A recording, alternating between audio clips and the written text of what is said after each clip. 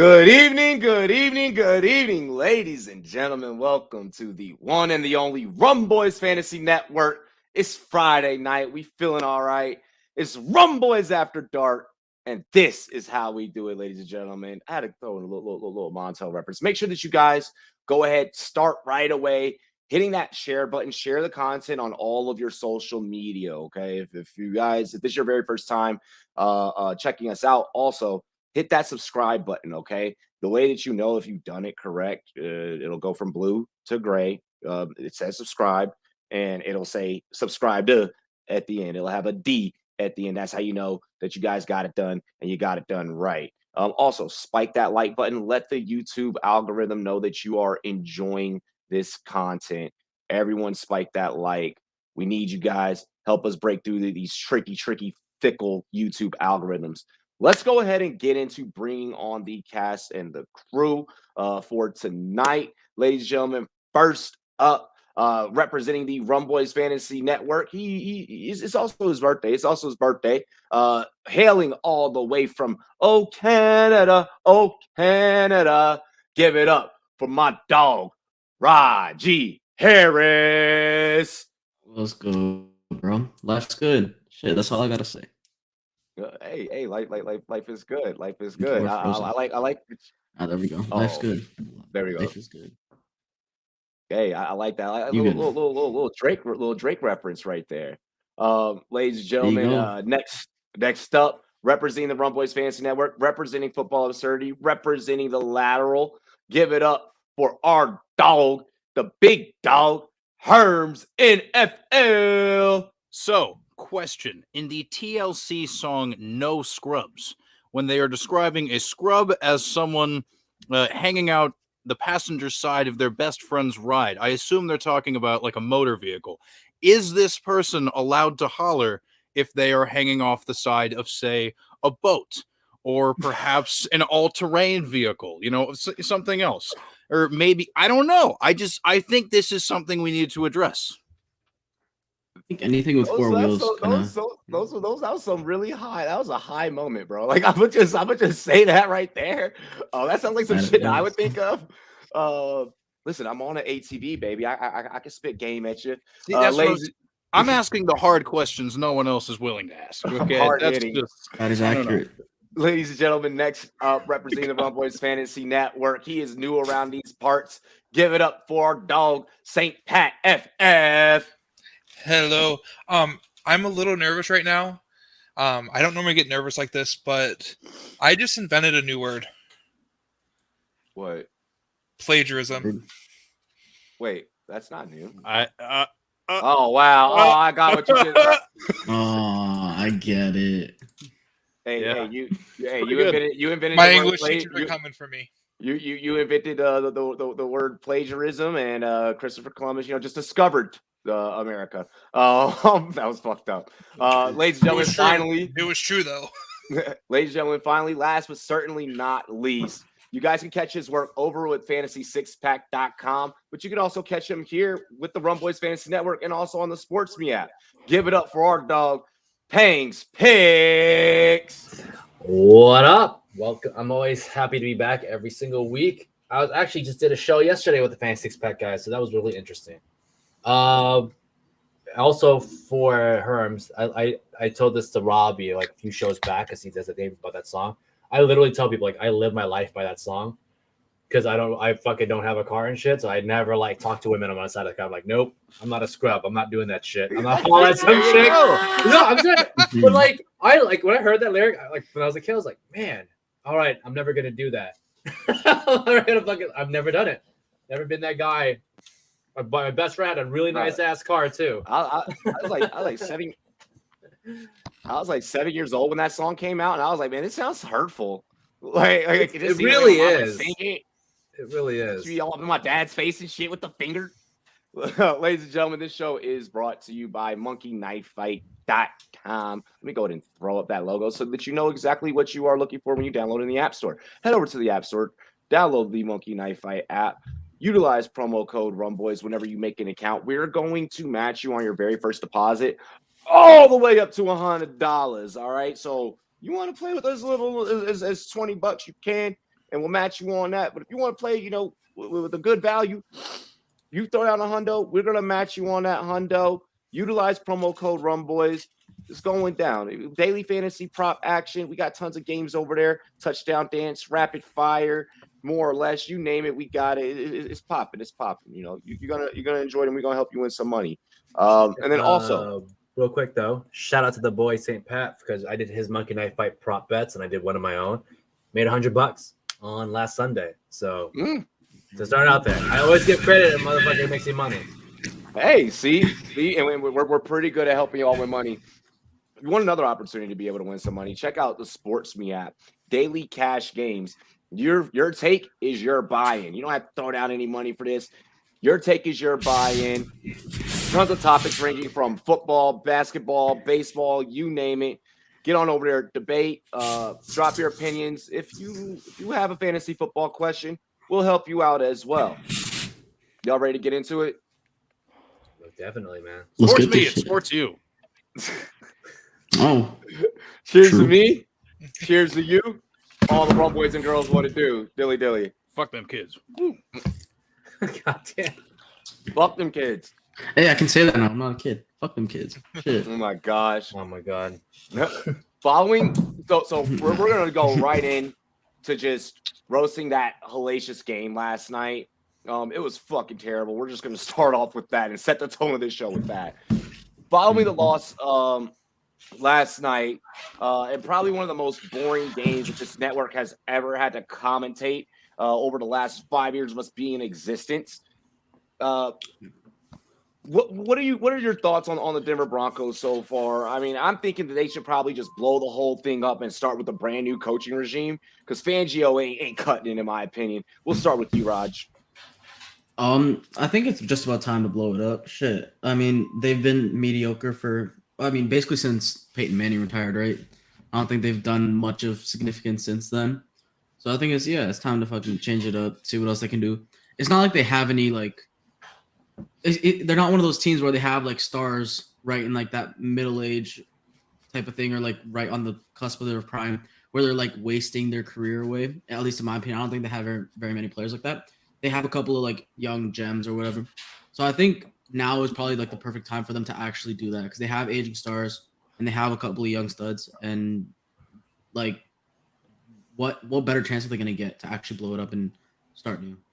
I mean, they got donkey punched by the freaking Cleveland Browns. Like the donkeys got donkey punched by the hospitalized Cleveland Browns too. Oh, fuck, dude. Gosh, Herms. Damn, I'm trying to Google real quick exactly how much cap space they have next year because that will kind of answer my question for me. You know what I mean? Like, yeah, that's kind of what it comes down to for me. Just because it's like, I mean, I remember like over the summer we were talking about like, yo, man, dude, this team with a quarterback, holy shit. You know what I mean? Like, okay, so 2022, about $60 million in cap room. Like, the defense is pretty talented. I wouldn't say good because obviously that's not really true anymore, but talented. And like, I don't know. I mean, shit. Like, we also have to remember they were trotting out a very hurt Teddy Bridgewater, and the only other option was fucking Drew Lock if they had to go with something else. So it's like, obviously, like, if they had something that was like, they have enough offensive weapons and a defense that in theory should, continue to progress or whatever. And like, I don't know, it's been a rough couple, past few weeks, but like, I don't know. It's a weird tale of, two halves of the year so far, but like, fuck it, dude. I don't know about blowing it up or whatever, but in terms of the coaching staff, you might want to move on. you might want to take a look at some other candidates that aren't get some younger blood in there. Perhaps, yeah. So I mean, yeah, definitely new leadership would be good. As far as blowing up the team and doing anything crazy, I don't know. I think they could do some shit. Okay, Pat. This team's got 10 games remaining, and looking through their schedule, 3 of them feel winnable. From a team that won their first 3 games, so only hear that 3 of the next 10 are winnable, and really only one of them is realistically, like, I am leaning that side. You're if they the play- Lions. Okay. Yep. Yeah. See, there we go. I don't even know if they beat the Lions. I You know, don't. Oh, If they play like they did last night, they do not beat the Lions, Yeah. and that's pitiful. I mean, Lions might be tanking too at this point. They're both gonna be. It's gonna be a tank off in like week 12 when they play, or week 13. The Steelers Lions have a Michigan, baby. 5-game lead right now on the takeoff, so they're okay. Like, just wait for They do. like a 42 to 35 tank off in that week. Like, I'm gonna call it right now. I'm down. I'm here to see here it. for it. It's gonna be a Fucking do it. fantasy like. John Elliott's Dream. too petty to find a QB successor. I love that, Leafs. I love that. If I'm the Broncos, though, I'm shopping Melvin Gordon. There's no reason for him to play out the next 10 games on this team. There's no reason for it. Okay. There's enough running back needy teams right now that would give up a 6th round pick or even a 7th round pick to have Melvin Gordon play for them. Oh, they would give up more than that. I They think do. Melvin Yes. Gordon. Yeah, I think Melvin Gordon can play fetch out a the rest of third. the year. Mohamed Sanu was A gotten second. for a 2nd round pick. Yeah. Emmanuel They can- Sanders was that high too. Yep, they can get something for him. They just need to say yes because there's no value in him staying on the team as the team is tanking. Yeah. Essentially. Hank? So I think you blow up the head coaching staff, as Herm said, but I think there's weapons on this team that you can get rid of, right? Melvin Gordon's a good example. Love Melvin Gordon, but he's 28, going 29. He can go anywhere else right now and be valuable. He can go to the Dolphins for God's sakes, whatever. Freaking Von Miller, still playing pretty good. Move him on. He's aging. He only has a couple years left to be Von Miller. Move him on. Do that too. The team is bad. We had the Case Keenum revenge game. Like, if I would have said that shit in preseason, everyone would think I'm a freaking idiot. We just experienced it, right? Case Keenum won his game. Drew Lock should be playing at this point. I don't want to hear about Teddy Bridgewater anymore. Like, I'm tired of seeing him. I know he's hurt, but he doesn't need a conservative coach. He needs an offensive-minded coach. He needs Sean Payton to help balance out the kind of player he is. And it's just, the Broncos team is just bad, and there's nothing you can do to salvage this. Like, try to tank, but they played so conservative, they can't even tank fully now because they have 3 wins. Like, nothing about them makes any sense. They should be done. They need to move on. Let's dump off some pieces. Let's salvage what we can. Get yourself some new O-linemen. Save yourself for a new quarterback. Keep the players you have healthy while you can, and just move on. Hell yeah. I like that take. Joey, I definitely think that's an upgrade. Philly is not utilizing the run in the way that they should, especially by having a Konami code QB. They're not utilizing the run. They're not utilizing the 3 backs they have. I mean, Gainwell's look pretty nice, but I mean, even still, it's just Sirianni. Then he had like 0.6 points yesterday, like 0, like last week, like 0.60. Yeah, he like nothing. Yeah, I'm pretty sure he did Kenny Gainwell's nothing. been. Pretty sure Gainwell's like consistently been outscoring him in fantasy. So Yeah, if and honestly, I wouldn't be shocked if they consider shopping Miles Sanders at some point. Maybe not during the season, but probably during the offseason or something. They have a worse run game Make than a the trade Dolphins. Actually, when you think about it, they actually have Yeah. done worse. Numbers wise, not in general, but numbers wise are worse on the run than the Dolphins. Yeah. And the mentality, my thoughts on Allen Robinson, our thoughts on Allen Robinson. Get him a damn ball. That's my thoughts. Get him the ball. Like, is a crying shame that Allen Robinson is not being targeted and more utilized. Nagy is an asshat for that. I would trade Robinson away. I would trade him for like Sterling Shepard. Trade Robinson away in fantasy. From an NFL perspective, Chicago trade Allen Robinson so a place where he could get appreciated, please. Because, Question for the panel: who do you think he's worth right now? Like, who are you taking from? Like, no big namers. Like I said Sterling Shepard. If someone said, "Hey, I'll give you Sterling Shepard because I'm afraid Kadarius Toney comes and takes it back," I would trade Allen Robinson for him. What about you guys? you have to. Cole Beasley, Amon St. Brown, those guys. Like Emmanuel Sanders. Yeah. I I'm want here to for it. Why not? Yeah. Yeah. Just throw him away, right? Like I feel bad to say that actually. But at this point, Allen Robinson is pretty much a throwaway. It's pretty much a throwaway. Yeah, they need to They need to make a move. Things just got lucky that he needed a running back bad this week due to bye weeks. Hey, take advantage, bro. Take advantage. What's up, Justin? Let's go ahead. We're gonna go into our next topic. Chat, keep those questions coming. You know what we'll do is, in between topics, we'll take your questions, and we'll help you guys out. And yeah, Denver, blow up your fucking coaching regime. Get some younger blood in there because it's awful. It's just awful. It's pitiful. Undefeated team, the only undefeated team remaining in the NFL at the current moment, the Arizona Cardinals. They're crushing in the NFL. They're crushing the NFL right now. We all know that regular season football is very much different than when things start getting into the playoffs. Does this team have what it takes to defeat the top teams in the NFC to make it to a Super Bowl, or could they be good the regular season then get bounced come playoffs? And then also, who could potentially give them their first loss this season? We start with you, Peyton. So when it comes to the Cardinals playoffs, I don't know if I trust it. I just don't trust younger players or younger quarterbacks. And Kyler Murray, we've seen kind of fall off towards the end of the season, at least in the past, is the way I've seen. And if I had to think of an NFC team that takes them out in the playoffs, it wouldn't surprise me if it is the Rams. And I know we just watched them get trounced recently, but would you be surprised if Matthew, if Sean Payton comes up? I'm sorry, Sean McVay comes up, makes a scheme and beats them in the second round of the playoffs? I mean, the Rams. I mean, we said it so many times since the beginning of the season. Definitely, Super Bowl bound, Super Bowl potential team. But are they gonna see I don't think they would see Arizona the first round. Depending. Well, on most likely round two. Yeah. Or round two. Yeah.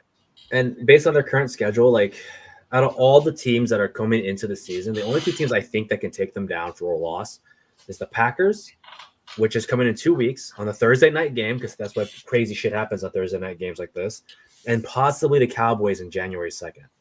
Those are the only two games I could see. I don't think the Panthers do it. I don't think the Niners do it. Seahawks, Bears, Lions definitely don't. The Rams could do it on December 13th, but let's say they get swept, right? But if we're talking about teams that they haven't played yet, Packers, Cowboys are the only two teams I think that can do it.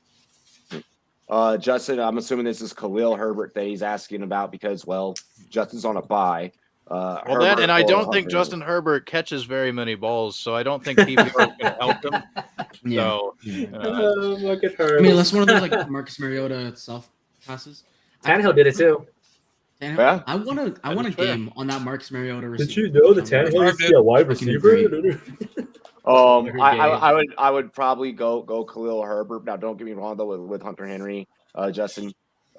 He's out there. I want to say more than 80% of the snaps. So there's 76% of the snaps out here in these streets.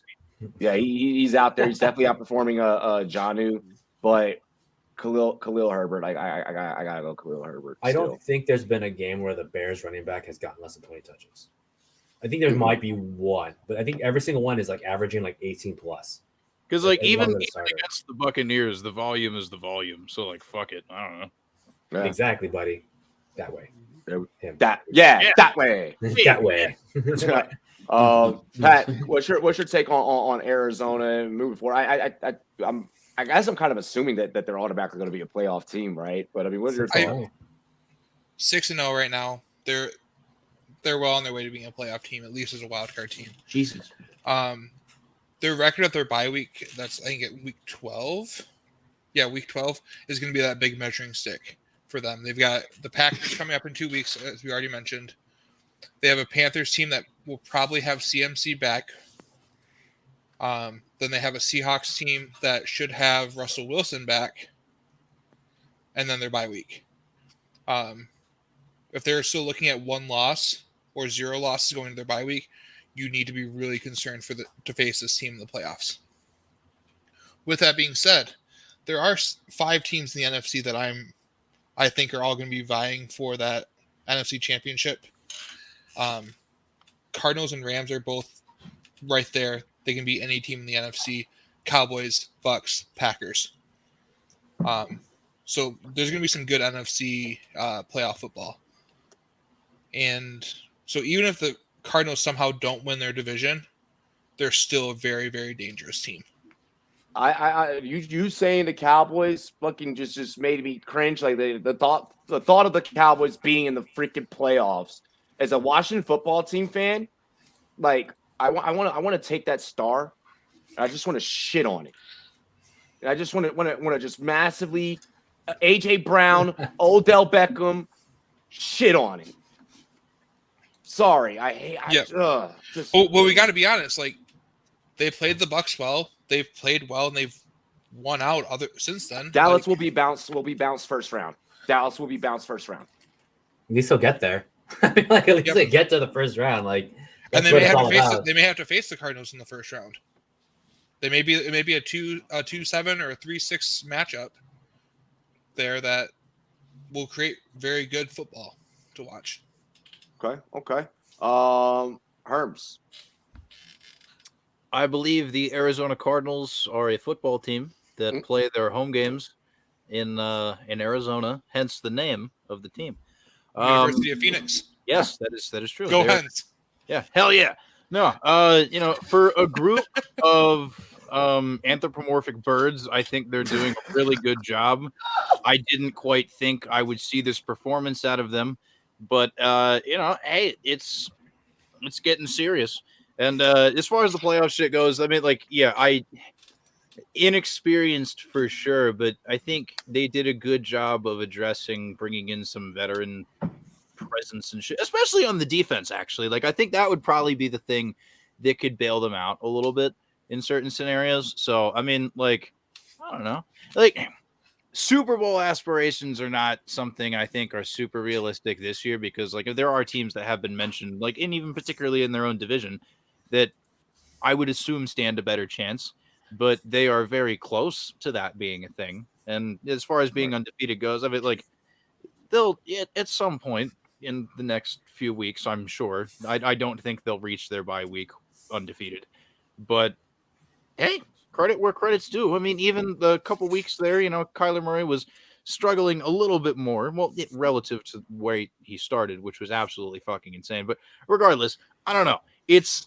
a step forward that we've been looking for. I'm no longer clowning them for the Cliff Kingsbury hire. So if anything, like, I think that's probably the biggest thing about Cliff Kingsbury. Now I'm like, oh, okay, this is a quality NFL coach. All right, there we Cliff go. Kingsbury in his freaking 50 Shades of Grey mansion, bro. As long as we're talking Arizona, let's take Craig's question because he's saying he's in a rebuild here. So Dynasty Superflex. What are you looking for in return for James Conner?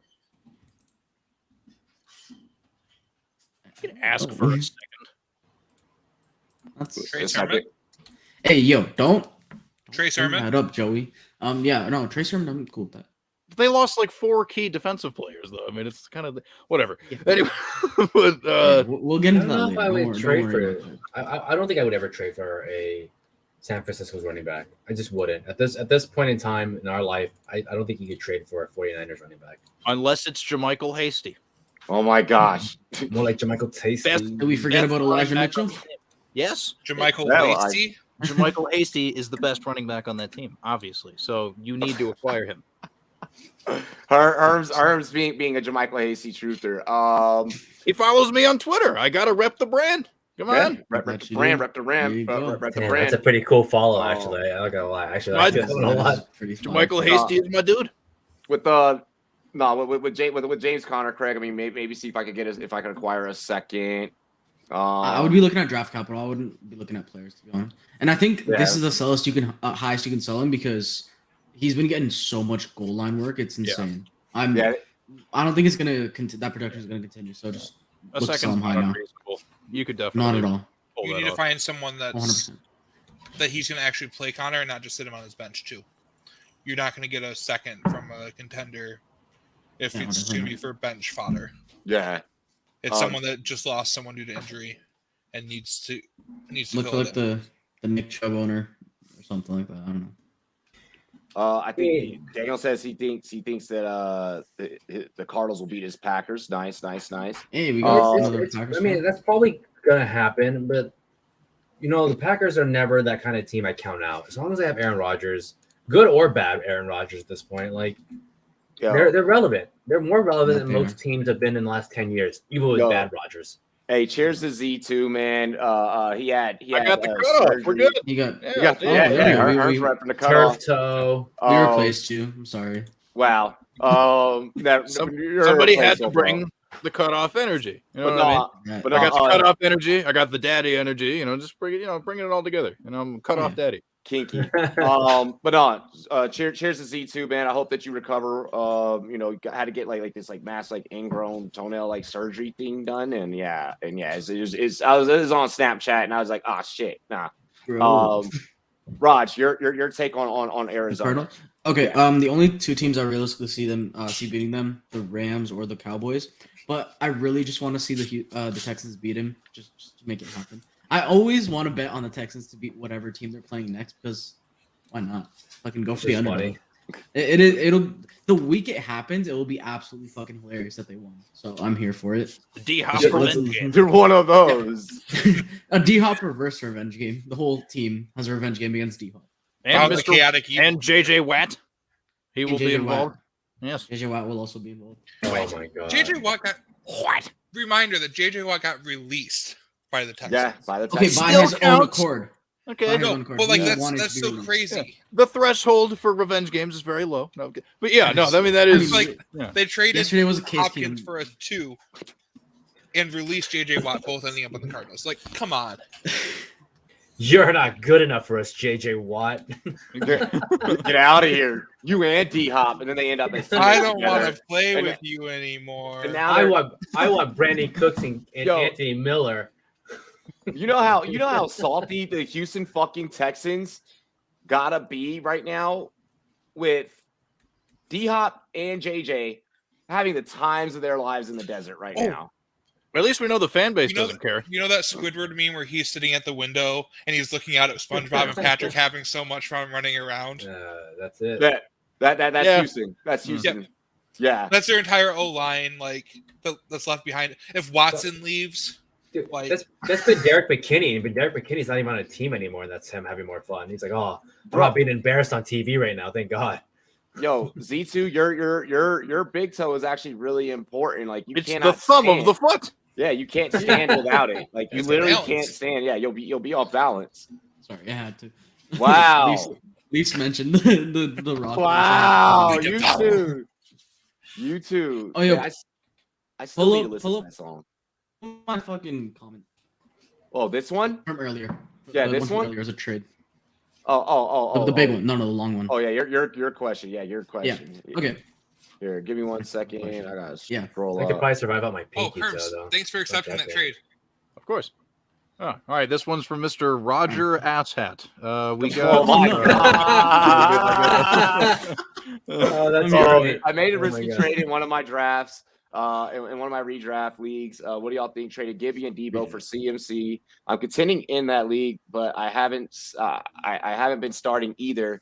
And if CMC can stay healthy, well then, look, I don't believe think that is he's- the shrug emoji. yeah, That I is don't, indeed the shrug Yeah. emoji. Okay, I don't there we think go. that CMC stays healthy, dog. I just want him to stay healthy. Honestly, it's We all it's not want even him like to stay healthy. So I mean, assuming it's he a- stays healthy. It's all it comes down for me is this: is how bad did you need a running back? And I did not. You I might did, have I sold didn't need a Debo. running back. So then you kind of just gave away like Debo Samuel for like kind of, in my opinion, for like kind of no reason then, because I feel like Debo kind is of, but discredited a lot. I just really liked the idea of having Dalvin Cook and CMC on the same team, and I wasn't considering injuries at the time because I may have been under the influence of Oh some. my god! And I just That really is liked what really they funny. call gluttony. Come on, we can't do this. We That can't they do do. this. Yeah, But at the end of the day, if you make it to playoffs, you're running and you make it there with a healthy Cook and CMC. And you know, That's how you win championships. You're Yeah, not that playing is for true. you're not playing for fourth or fifth in that case. You're playing to win it all, and that's a move That I am. to win it all. Also, my team is Yeah, that- absolutely like stacked, so I'm here for it just to make it happen. no, that makes a Always ton of should. sense. But I'm just saying, like, you know, for a lot of people that discounted what Debo Samuel's doing this season, and I'm just telling, like, don't no. discount it. Definitely not. It's not a joke. He's good. But he's always for been me, good. My other two Just receivers are injury DK and Cup, so I never really had the reason to start D. go anyway. Yeah. Not even in a Just sitting on flex my position. bench, I racking feel up like Debo points. in a flex was sweet this year. I've had Dalvin, Swift, and Hendo. I've usually had one of those, Oh. one of the other two running backs, my flex. Okay. Interesting. I mean, Okay. it's a good, yeah, it's a good trade Yeah, from the you're standpoint. pretty if, stacked. Yeah, if CMC can stay healthy. Yeah. But we're talking a serious if. That's- Like in my opinion, like I won $1 million, I agree. but like, is it gonna fucking happen? You know, I mean, hey, you know, I mean, it could happen with the way we've been betting lately. I'm not gonna front. Yo, if I hit a milli maker one day or something like that, like if I win a lot of shit, I'm gonna be fucking putting lobster tails in my cup of ramen noodles and shit. Like I'm just be doing bougie shit, bro. Bougie shit. Bro, it's just so bougie, bro. Nothing bougier than cup of noodles. That's what I've always said. Cup of noodles with a whole ass lobster tail in it, dog. You ever seen that? That's pretty Remember badass. your roots. Yep, remember your roots, bro. You got to do it in the shrimp cup noodle flavor too. Oh fuck. Let's see here. C2, you don't know what 6 inches is. Come on. Yeah. It was only like 2 inches long. Let's be real. Ouch. Hey. The man just had surgery. Relax. Yeah, how you gonna go at him like that? Shit. He's all antibiotic up. Let me just check this really quick. Okay, so this is a Monday night game. All right. So Rumday night football pits the New Orleans Saints against the Seattle Seahawks. Not a real word. This could be one of the more entertaining, like low-key entertaining games of Week 7. What will be each team's key to success to defeat the other? I guess we could start by break down the away team and then go into breaking down the Seahawks. Raj. Saints, they got to air it out. I mean, we saw it work out last week. James taking shots, even that fucking Hail Mary, it worked out for them. So if they can utilize their receivers like they kind of did last week, fuck it. Let's fucking flex Callaway. Why not? Let's see what happens this week. And obviously the Seahawks, their defense has been abysmal. Apart from last week, they were pretty good because fucking Steelers, right? And then for this, it's a low bar. I mean, right? And then can you breathe? Good, you're on a team. Exactly. Just about. I mean, the league's kind of been like that though. Like everyone's literally dying on the fucking field. Just a bit, yeah. Crazy. And for the Seahawks, they gotta fucking pound the rock. They gotta run. Because if it worked against the Steelers defense, because people know that they can air it out because they have two insane receivers. If they can pound the rock like they did against that Steelers D, that front seven is probably one of the best in the league. Like with Steelers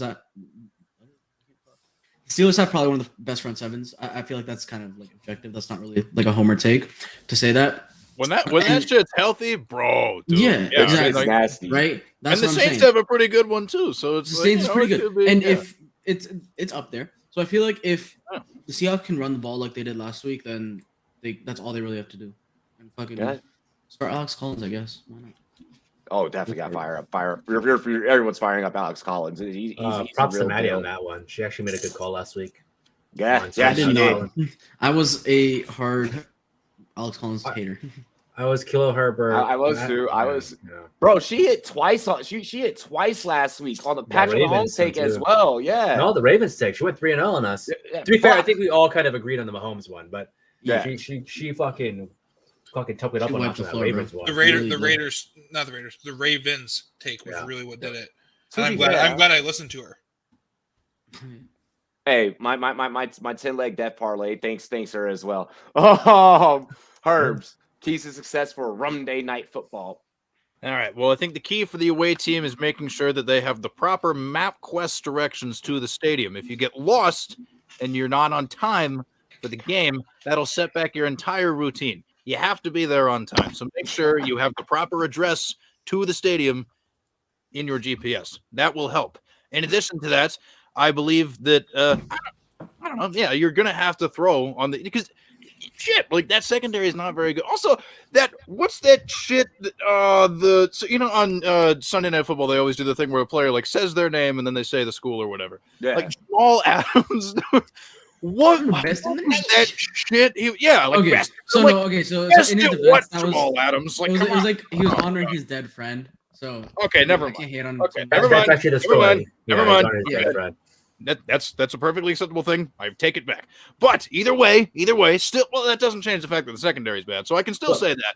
Like, yeah, like if they can get a consistent, but the difficulty with like knowing whether or not they're going to be able to do that is just like, yes, Jameis Winston has thrown for like a shit ton of touchdowns, especially when you consider how few yards he's thrown for as well. Like, it's a very strange balance. Like when you look at the statistics, Yeah, he always has like, weird fucking stacks. yeah, like pull up the game log for Jameis Winston for those of you watching at home and just look at that shit. It's very bizarre. It is very bizarre. So I mean, like, I don't. Yeah, and also don't make the mistake. And speaking to the Saints offensive coaches, don't make the mistake of barely throwing the ball to Alvin Kamara, because that's happened a couple times this year where they primarily just use him as a runner, and it's like, well, your offense tends to do better when you get him involved in the passing game. Because, like, no disrespect to his rushing abilities, he is a good running back. His greatest asset is in the passing game, and anytime they've gotten him more involved, look at what happens. So definitely do that. And then the key for the Seahawks is, well, they already know where the stadium is, so we don't have to worry about that. They'll be on time. But you better hope Rashad Penny is ready to fucking go, because I think aren't they activating him off of whatever injured list he was on? So, like, yeah, so that's the thing. It's like Alex Collins didn't practice again today. That does not really bode well. I mean, shit, we've seen flashes from Rashad Penny, but granted, these flashes took place years ago. So, like, I mean, yeah, and not only just for the Seahawks, but also for Rashad Penny himself, because if I remember correctly, they already declined his fifth-year option. He's going somewhere. Like, hey, man, this is a really big opportunity for you, okay? Like, man. You're auditioning for a new job. Yeah, like, because you're down a couple running backs potentially, so it's like, obviously Chris Carson's not going to be he might be there, but not in uniform. So, like, yeah, that's kind of the key to it for the Seahawks, honestly. They have to be able to rush the ball effectively, because if that dimension is completely taken away and it's just like, hey, win the game, Geno Smith. Dude, yeah, I mean, and Geno hasn't necessarily looked bad either. So, I mean, okay. Pat. This game's going to come down to whichever team can score the most points. Oh, my God. That is true. Yes. Unless there's a tie. What a bailout take. At the end of regulation, and then they'll play 10 more minutes. And if there's still a tie, then both teams get a tie, which is worse than kissing your sister. Oh, is that true? I don't have a sister, but I would imagine that would be very that's what I grew up hearing. A tie is worse than kissing your sister. But then again, that uncle was kind of weird. He did some questionable things. Okay. Oh God. Anyway, future wrestling camp. That's why I only wear bolo ties. So keys for the game. For the Saints, you need to make Geno Smith beat you. Don't let them rush it down your throats. Geno Smith's got to beat you. If you're the Seahawks, contain Kamara, bait the open deep ball, and win the turnover game. I think the Saints can win this game just by winning the turnover battle. Okay, Pang, what's going on, Mike? Welcome. Hey, hello. Penalty shots. Hey, Dad. Get it done. Go. There we go, Mike. Go. You didn't commit to it. Mike shows up late for work on Friday nights, and that's what we make him do for fucking showing up late. Hey. I'll make it up. Don't worry. I'll make it up with my energy. Don't worry. Yo, hey, your wife is gonna be pissed off if you want to. He's like, yo, he's getting you way too drunk. I'm like, yo, it's fun. Pang, your take surrounding Rumday night football. I feel like the thing that I want to see more from the Saints is really catering to their defense. You guys already hit the nail on the head with Jameis Winston right off the bat. I'm not going to jump on that, but I think that defense needs to play like an elite defense. They have the names in that team. They've been a top defense before, so they need to go back to trying to do that. The one thing I specifically remember a lot of this year is that teams will play soft on DK Metcalf and let him ramp up. They need to just shut up. They just shove it in on him and just make him. But you can't jam DK. But you can't jam DK. Are you talking about the corners? Yeah, the corners. Bro, you can't jam DK. Fuck that. I think you can if you have top tier corners. I'm not saying you have to like be up in him and trying to. You need to make him beat you with routes. You need to double. Like you have to make Geno Smith sweat, right? Because Geno Smith's only really targeting one receiver, and that's DK Metcalf. So just play hard defense. You're playing a backup quarterback. Don't play scared. I think a lot of these teams are playing too conservative on the defensive end, but really aggressive like on fourth down. I find that just very weird. I think we had the most fourth downs gone on this season, right? I feel like every game somebody is going for fourth. So, like I said, I don't know. I feel like that's what they need to do. If they want to just get an easy win, just make Geno Smith work it because you're making him trying to beat you by being Geno Smith, which I don't know. He's been pretty good. But he's not a starter for a reason. So, obviously for a reason. So yeah, go that route. Just we know who he's targeting. We know what they're trying to do. That's it. Sean Payton needs to go back to being offensive and being aggressive on both ends of the ball. Shit, they don't even let Geno go out there to call his own coin toss. They say injured ass kicker out there and shit. They were injured ass Russell Wilson up there. Yeah, that they said two people out there. That was injured Wilson and like a punter or something. Something like that. Yeah. No. They sent Wilson out to like flip the coin or something. Yeah. Okay. I don't even know. Or no, they sent the punter off on overtime. In overtime. Oh, okay, that's what it's for overtime. Yeah, it's just trash. So like, yeah, don't have Geno go out there. Like, make him sweat it out. Fucking threaten to punch him in the jaw for our sake. I don't fucking know anything. Punch him in the jaw. God damn. Mike, what your take? What are the keys to success for both the New Orleans Saints and the Seattle Seahawks come Monday Night Football? Seahawks. The key to the Seattle Seahawks is to keep Geno Smith upright, and I don't think that's going to happen. I think Kamara is going to be very heavily involved in this. I think it's going to be a Kamara game, and I think the Saints are going to win this. I mean, I'll just keep it simple. Okay. Okay. I won't give out my pick just yet. Raj, I just took a look at that roster you sent over. You're fucked. I'm kind of fucked, right? Yeah. It's like I'm not about to sit here and tell you to drop someone. So like I'm just like, dude, all of them are too to drop. Like I literally just don't know what the fuck to do. Yeah, just you may have to just sit there and just take it. I'm 5-1 in that league too, which it's okay to take an L, man. Like there's more than this. Leagues are fantasy football is more than 1 week. The championship. I mean, honestly, I'm okay because the guy I'm playing has Dak, Diggs, and CD all on bye, so I do have a chance. But no, what I'll say though, in regards to Monday Night Football though, that Seattle defense is going to have to just keep applying the pressure on Winston. Winston does not throw a whole hell of a lot, like Herms was saying in the first place. Callaway is pretty much like his only weapon. We were hoping that we were going to get our first glimpses of MT this week, or eventually, but he's probably not even honestly going to step onto the field from what I'm hearing. So like he won't fully be ready to go. It's like maybe like week 9 or something or the other. That's the worst pick I think I've ever had in best ball was MT. Trying to take him in like the late rounds, hoping that he'd play sometime this season. Exactly, and it's just getting worse and worse. Deontay Harris could be injured. If I'm Seattle's defense, drop the fucking safety back. Drop those safeties back. Drop those corners back. Challenge Winston to throw on you. And there's a chance that you can come away with some picks. Turnovers are going to be the key for Seattle. The more opportunities that you put the ball in Geno's hands, yes, that's the more opportunities that he can make mistakes. But that is also simultaneously more opportunities that he has to be great. Okay. With that being said, with that being stated, I think Seattle has a better opportunity to win this than what we all think. So we'll see though. As the week progresses, maybe I change, maybe I have a change of heart. Maybe there's some stats or something that come out that makes me believe in the New Orleans Saints a little bit more. Let's see here. We are like moving along like really fucking fast. Well, I will slow it down really quick. We're gonna slow it down. Anybody for the next topic, we're going to discuss the Let's see here. Okay, so I will say one thing is I think I like the Seattle defense more this season than I did last season. I don't know how you guys feel. I feel like Shaquille Griffin isn't that good.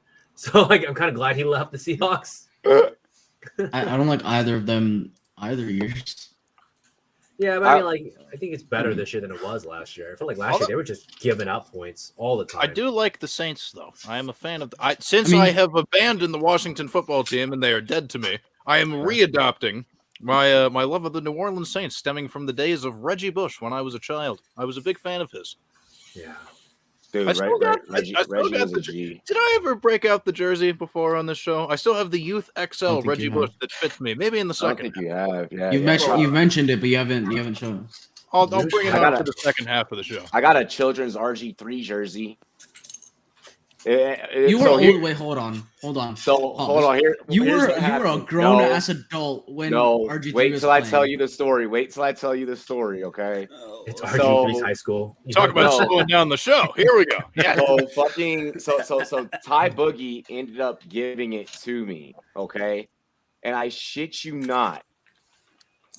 I'm like, yo, it's like this is your jersey. He's like, yeah. I'm like, you realize it's a kid's jersey? He's like, yeah. Well, you see how small I am. Like, if I'll have to grab this jersey and like show y'all this motherfucking jersey. Like, anyone that's ever seen Ty like in person, I'm skinny, but that little fucker's skinny. Like, yeah, and he's short too. So it was, yeah. That's how I ended up with the fucking RG3 kids jersey. It has nothing to do with me, and I didn't even buy it. Yeah, or kids. I didn't fucking kick some 7-year-old over and be like, give me that shit. Like, I didn't do that. Jersey from a baby. Fuck them kids. That is good. No, beating up children is not something we advise here at the Rumboyz Fantasy Network. It's very rude. Very rude. Yeah. Also a crime. This is true. This is true. So is hitting anyone. For what it's worth. Sure, yeah, hitting people in general, not great. Not a great thing to do. No. I plead the fifth. I I'm not saying you can't hit anyone. I may or may not have been in a bar fight or two in my lifetime. Kids were in the bar and you're hitting one of them. Like, stupid. Did you know in Italy? It's like, this is a place for adults. Wait, which is worse? Did you know in Italy, if you could see over the bar, you can drink? I like that. Poor Hornswoggle. I feel bad for really short people in Italy, though. All right, which is worse, hitting kids or hitting on kids? Well, yeah, all right. Yes. Yeah. I mean, wait, hold on. Repeat the question. What? No. Run it back. Hold on. All righty. I mean, that was dark. It is after dark. I forgot that he had the no thingy as his fucking. All righty. Yeah, that's a fair no. Let's go back into the next topic here. Thank God. All right. I'm actually gonna pick a topic that's not on the show sheet. I don't have notes. Surprise! Potpourri. Well, this is just purely opinion based. So I mean, hopefully you don't have to go into heavy research with this based on genetics and what is your favorite pair, or it's just more than two. It wouldn't be a pair, but what is your favorite set of NFL brothers? Okay, is it the Watts? I saw this tweet. Yes, I saw this tweet. I just watched a video one of these. Is it the Edmonds? Who do you got? The Watts? Who do you guys have? We'll start with you, Mike. So this has to be in the league right now. I mean, no, like if you got some history shit, and you want to make everyone else feel like you know, like I'm going greatness. I'm going Shannon Sharp and Sterling Sharp. Okay, I like that. It's a good set. And you know what was great about that take? I was alive for it. So there we go. I was waiting for you to go to like some nether world of like bro, you weren't even alive. Like, what are you talking about? Sammy The one thing I will add to that is if Sterling Sharp didn't have the injury to his neck, he would have been even higher and more esteemed as a statistical giant in the wide receiver grades. He was very good. Yeah. Okay. Hey, by the way, DK, make sure you keep studying that Shannon Sharp tape, bro. Fucking young Thundercat. Young ass. Pang, what's your resume? What's your favorite set of NFL brothers? Oh man, give me the McCourties. Oh, I really like them. Twins, they're fucking twins. That's hilarious to me. I feel like Jason McCourty just never got the love that he was supposed to get.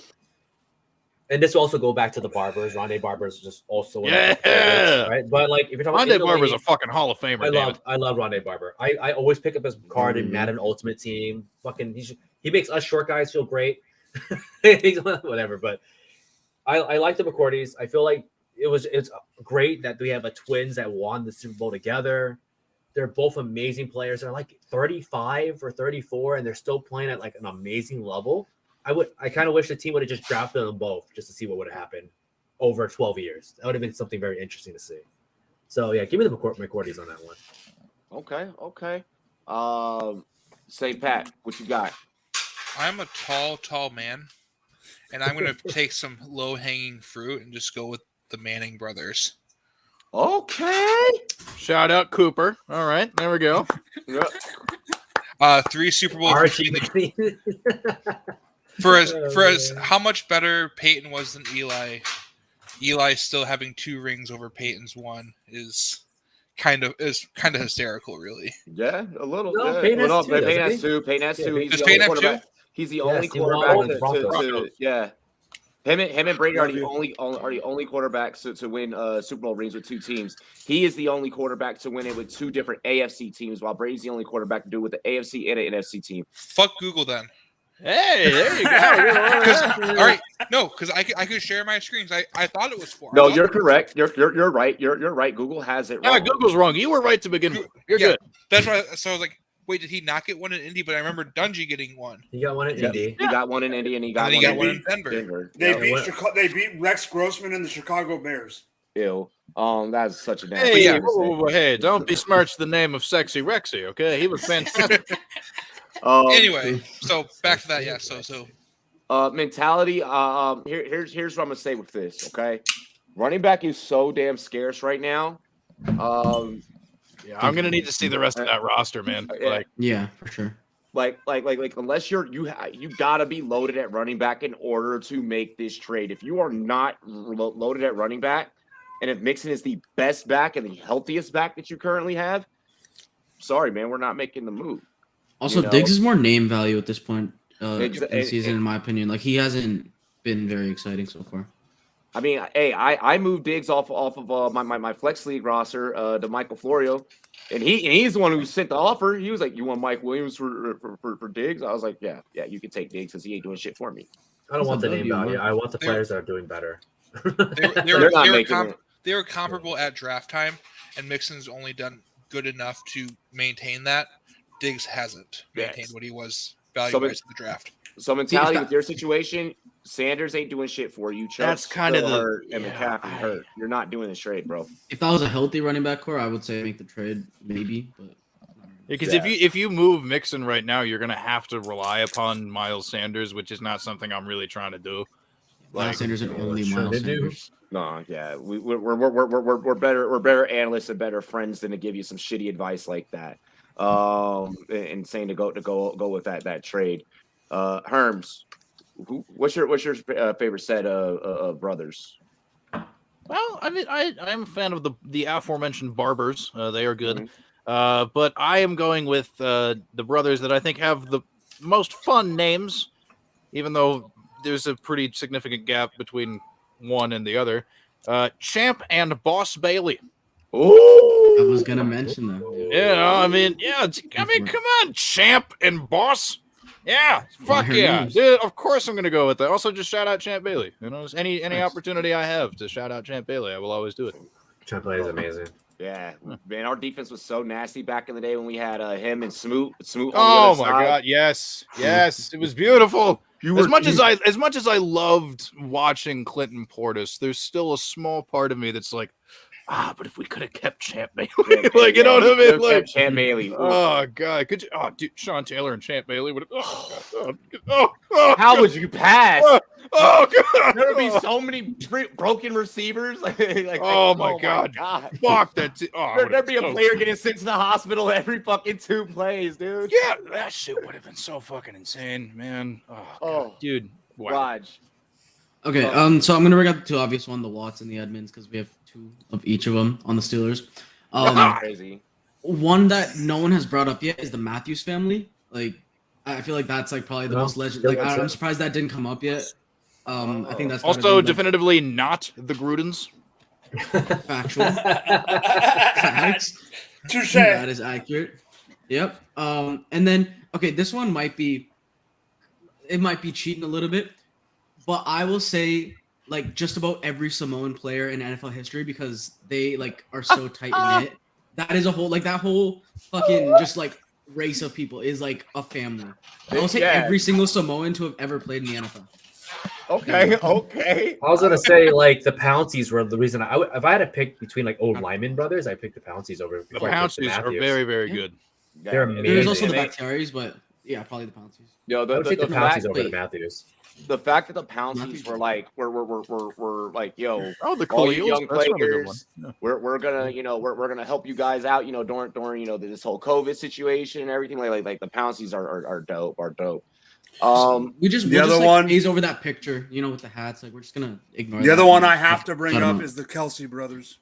Yeah, Also the Kelceys. Kelsey. They both have a Super Bowl ring. So The Gronkowski. Damn. Oh yeah, Glenn, One right? Gronkowski brother. There's Glenn and Chris or something. Yeah, Chris was a fullback. Oh, who's the He's third got a good. one? He's got a good. I think He's got a good I'm pretty TikTok. sure they were all fullbacks except for Rob, right? That's the. Oh, That's okay. the There- one. Damn, that one How was could we escaping have me. it? I'm gonna go with this one's probably obvious for me because I played both of these positions, so I'm gonna pick a receiver in a corner, and I'm going with the Diggs brothers. Shout out Maryland! you. Woohoo! It's Maryland, it's DMV, it's. I forgot about the other brother. There's a third one. There is. Is it Quadre? No. Is it Quandre Diggs? Something with an M. No, it's definitely not Quandre Diggs. It's not Quandre Diggs. Quandre. What a quandary. It Perez. is Stefan is what?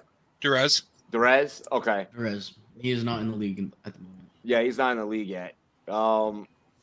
Dude, no, the Diggs brothers are not overrated, man. What Trayvon is doing now, and what's crazy. So for those that have seen, been with this channel for a hot minute, seeing me and Jay Love, breaking down players, and talking film and stuff. Diggs did this really amazing thing during the offseason. He used to play too far back on his heels, which you used to be able to pass on Trayvon Diggs. Yes. Now you cannot pass on Trayvon Diggs, because now he's playing a little bit more forward. He's, in his stance, he's more, he's not leaning all the way back, basically overcompensating for the speed of receivers. That's an attribution to him, to him getting used to the speed of the NFL. Before, as a corner, it's very hard to get used to the speed as you progress levels. The position gets harder and harder and harder. One of the few positions that actually does. It's not the same routine over and over and over. And then just Stefan, man. I mean, the miracle in Minnesota speaks for itself. Oh, okay. Oh, thank God. Okay. Okay. Whew. Okay, Joey. We're gonna go ahead and get into halftime. If you guys know any of your favorite, local artists or anything like that, have them send us over their music videos, and hey, we'll get them some exposure. This track here, I'm trying to think which one I want to go with. We're gonna go with the homie T Savvy and Rich Dre. This track here is called Let's get into it. Dilly dilly, y'all.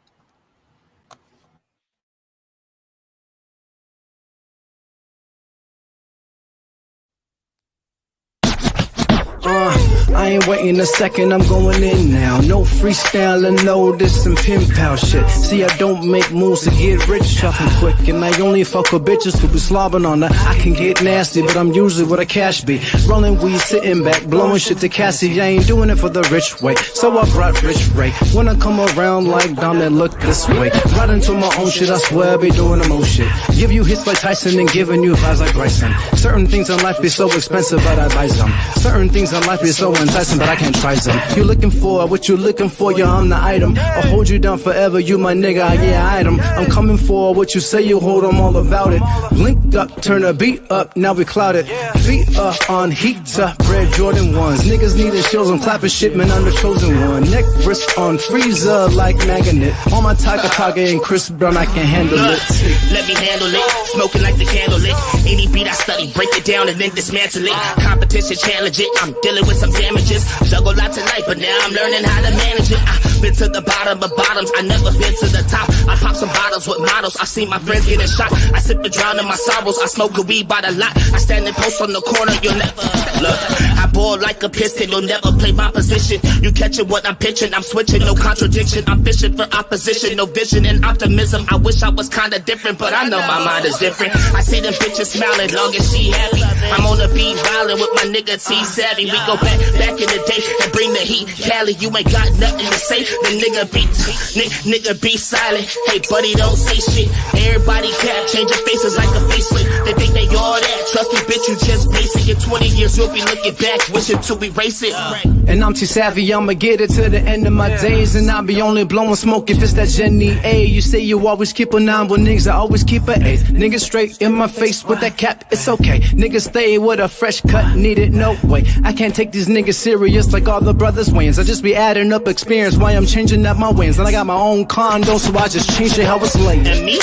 I'm never changing lanes. I got a better way to demonstrate and elevate the game. I keep a level-headed saying I told the devil pave the way. If ever I see there's a day, I'll disappear like David Blaine. I never had it from magic. I had to grab it from tragic. Sometimes I wish like Aladdin get thrown the pits with the dragons. Imagine living in lavish. I wanna get it, I have it. I remember shit in the trash cans, in the trenches in Afghan. But I made it back to the States. Made it back to being black, and now they laugh in my face. With all that's happening, it's so hard to say this place is so great. So on the track, I found my faith and put my faith in the tape. Yeah.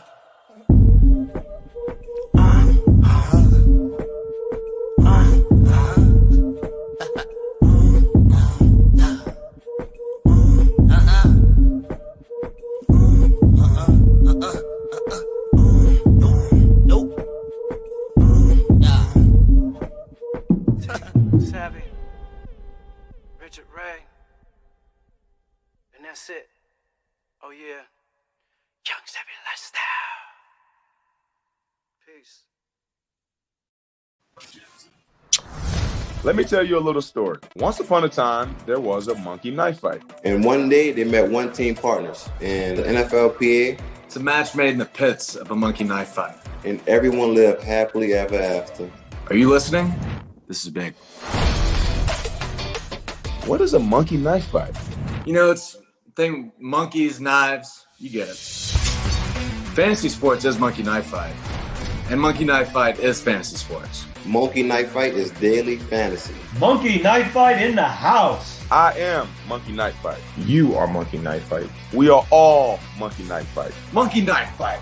You have the NFLPA behind the company. It's exciting for me to be a part of fantasy sports. When I think of fantasy sports, I think of beating all my buddies year in and year out and being able to brag about it. We're not just partners in it. We're owners. And it feels awesome to be an owner. I challenge you to a monkey knife fight. We've been saving you a seat at the table, Monkey Knife Fight. Welcome to the one team and NFLPA family. Monkey knife fight. Welcome to the family, Monkey Knife Fight. Welcome to the game, Monkey Knife Fight. Monkey Knife Fight! I challenge you to a Monkey Knife Fight. Monkey knife fight! Monkey knife fight, monkey knife fight, monkey knife fight, monkey knife.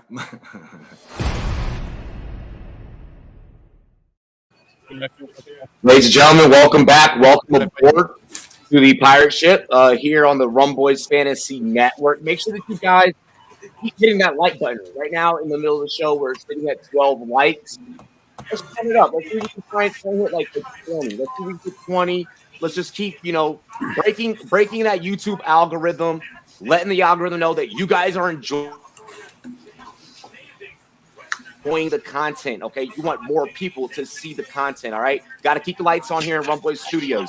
Also, share it. Share the content on all of your social media. That'll also attract your other friends that are like-minded, are into sports just like you, are into NFL and fantasy football and betting.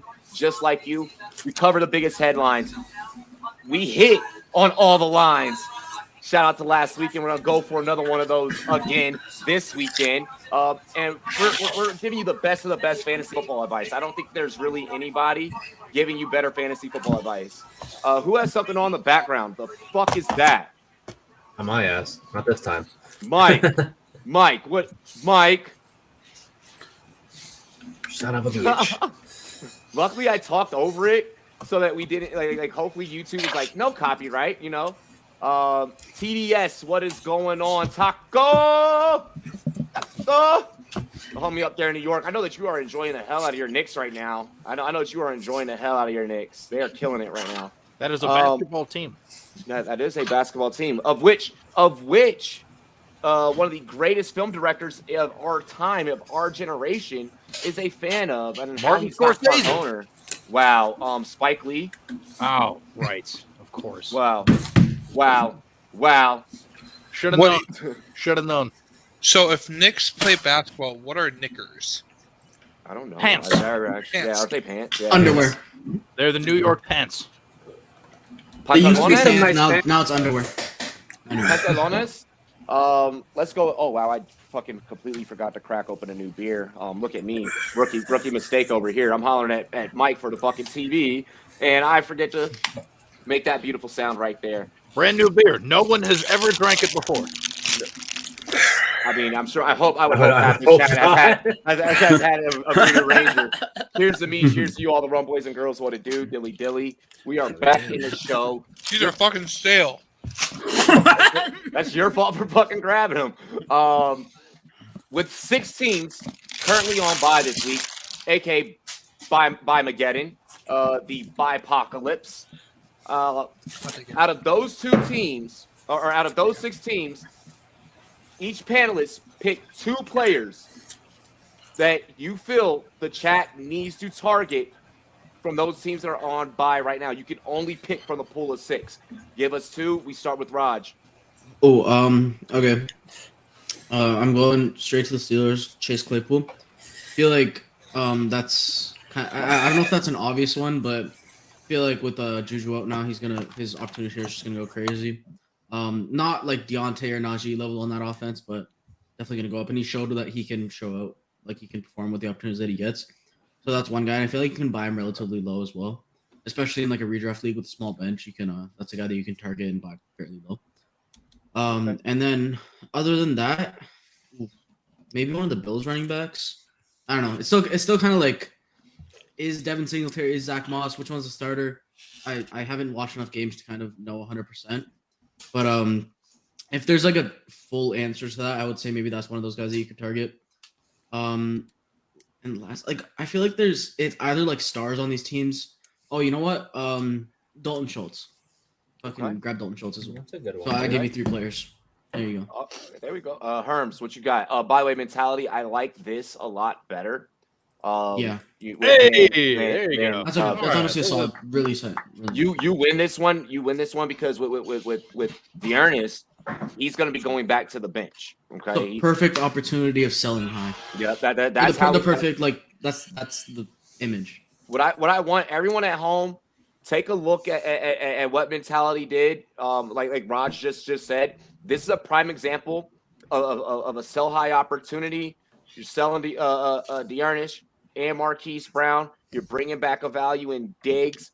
This is an upgrade for your roster mentality. Good shit, and you still hung on to the stable of running backs that you have. So damn good. Herms, your 2 players that the viewers should focus on for trade value.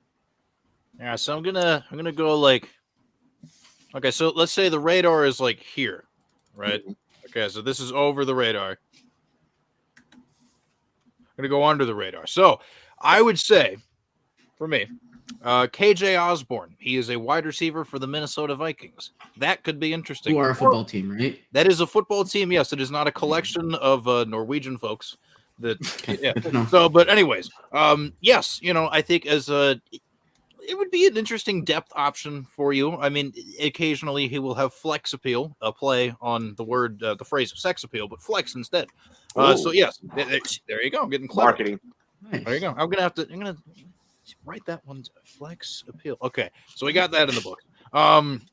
Yeah, seriously. I mean, like, it's been weirdly, like, not like super consistent, but he's been relevant in more weeks than he hasn't. So, like, shit, I'm here for it. KJ Osborne, decent wide receiver depth piece that you could go for. And then, I don't know, man. Like, fuck. Pat Freiermuth, if you're going to play the long game, if you're really looking to play the long game, because, like, fuck yeah. And also, how much of a long game is it at this point? Because we've seen he's been way more integrated in terms, like, relative to Eric Ebron, the other tight end of the Pittsburgh Steelers. Like, we're seeing unless we're talking about tight end. Vance McDonald 2.0 is what I call him now. Hell yeah. But yeah, I don't know. Pat Freiermuth's probably good. Yeah, because I mean, if you can get any of like the bigger name players on these teams, yes, obviously go for that. But I was trying to go, like I said, this is the radar. Over the radar. Under the radar. Okay. I like it. Pat, what do you got, man? So I was going to give the advice of go after pieces that have already had their buys. So now that we're into bye week season, we are looking to make these trades. Look to add players that have already had their buys and sell off players that have yet to have their buys. That way you're not having to roster them through their bye weeks. And that gives you options, and options lead to more points. Well, sir, you have to pick from the people on bye week. I know. I misread the question at first, but I wanted to get that piece of advice out to the people. No, I like that. I like that. Mention, yeah, I mean that's. So with that, I would be targeting almost all of the pieces besides Matt Ryan in Falcons offense. I think they come off the bye very well. Okay. With that being said, 2 names. I like James Robinson. I thought about that one, yeah. Target him. You can. Okay. There's some concern there. He's going to be RB1 the rest of the way. And Justin Jefferson. Are you really making a trade for Justin Jefferson, realistically? All things considered, Justin Jefferson is averaging 90 yards through the air and half a touchdown a game. He's not being talked about, though. Things have been very quiet amongst fantasy football people in terms of Justin Jefferson. He's been steady. He's been right there. I think you might be able to pull a slightly undervalued trade to get Justin Jefferson on your team. If you're looking at a team that has a need at wide receiver this week and you can afford to send someone a wide receiver 1 that's slightly lower than him. I think people have been talking about Jamar Chase quite a bit, but I will say that you're right that you could get him undervalued because he is a rookie with low targets overall, like in comparison to some guys that put up the same numbers. So yeah, I can read that, but people are talking about Jamar Chase. You mean Justin Jefferson? Justin Jefferson. Shit, I could think of Jamar Chase, but yeah, Jamar Chase has kind of overshadowed Jefferson. I feel like in a lot of ways, it's changed the narrative for Justin Jefferson, where he's now slid into this background role and isn't front and center in the conversations about top young wide receivers. And that's the best opportunity. Doing well enough that you could trade for him. I think that's a good pick. I feel like I would take him over Calvin Ridley right now.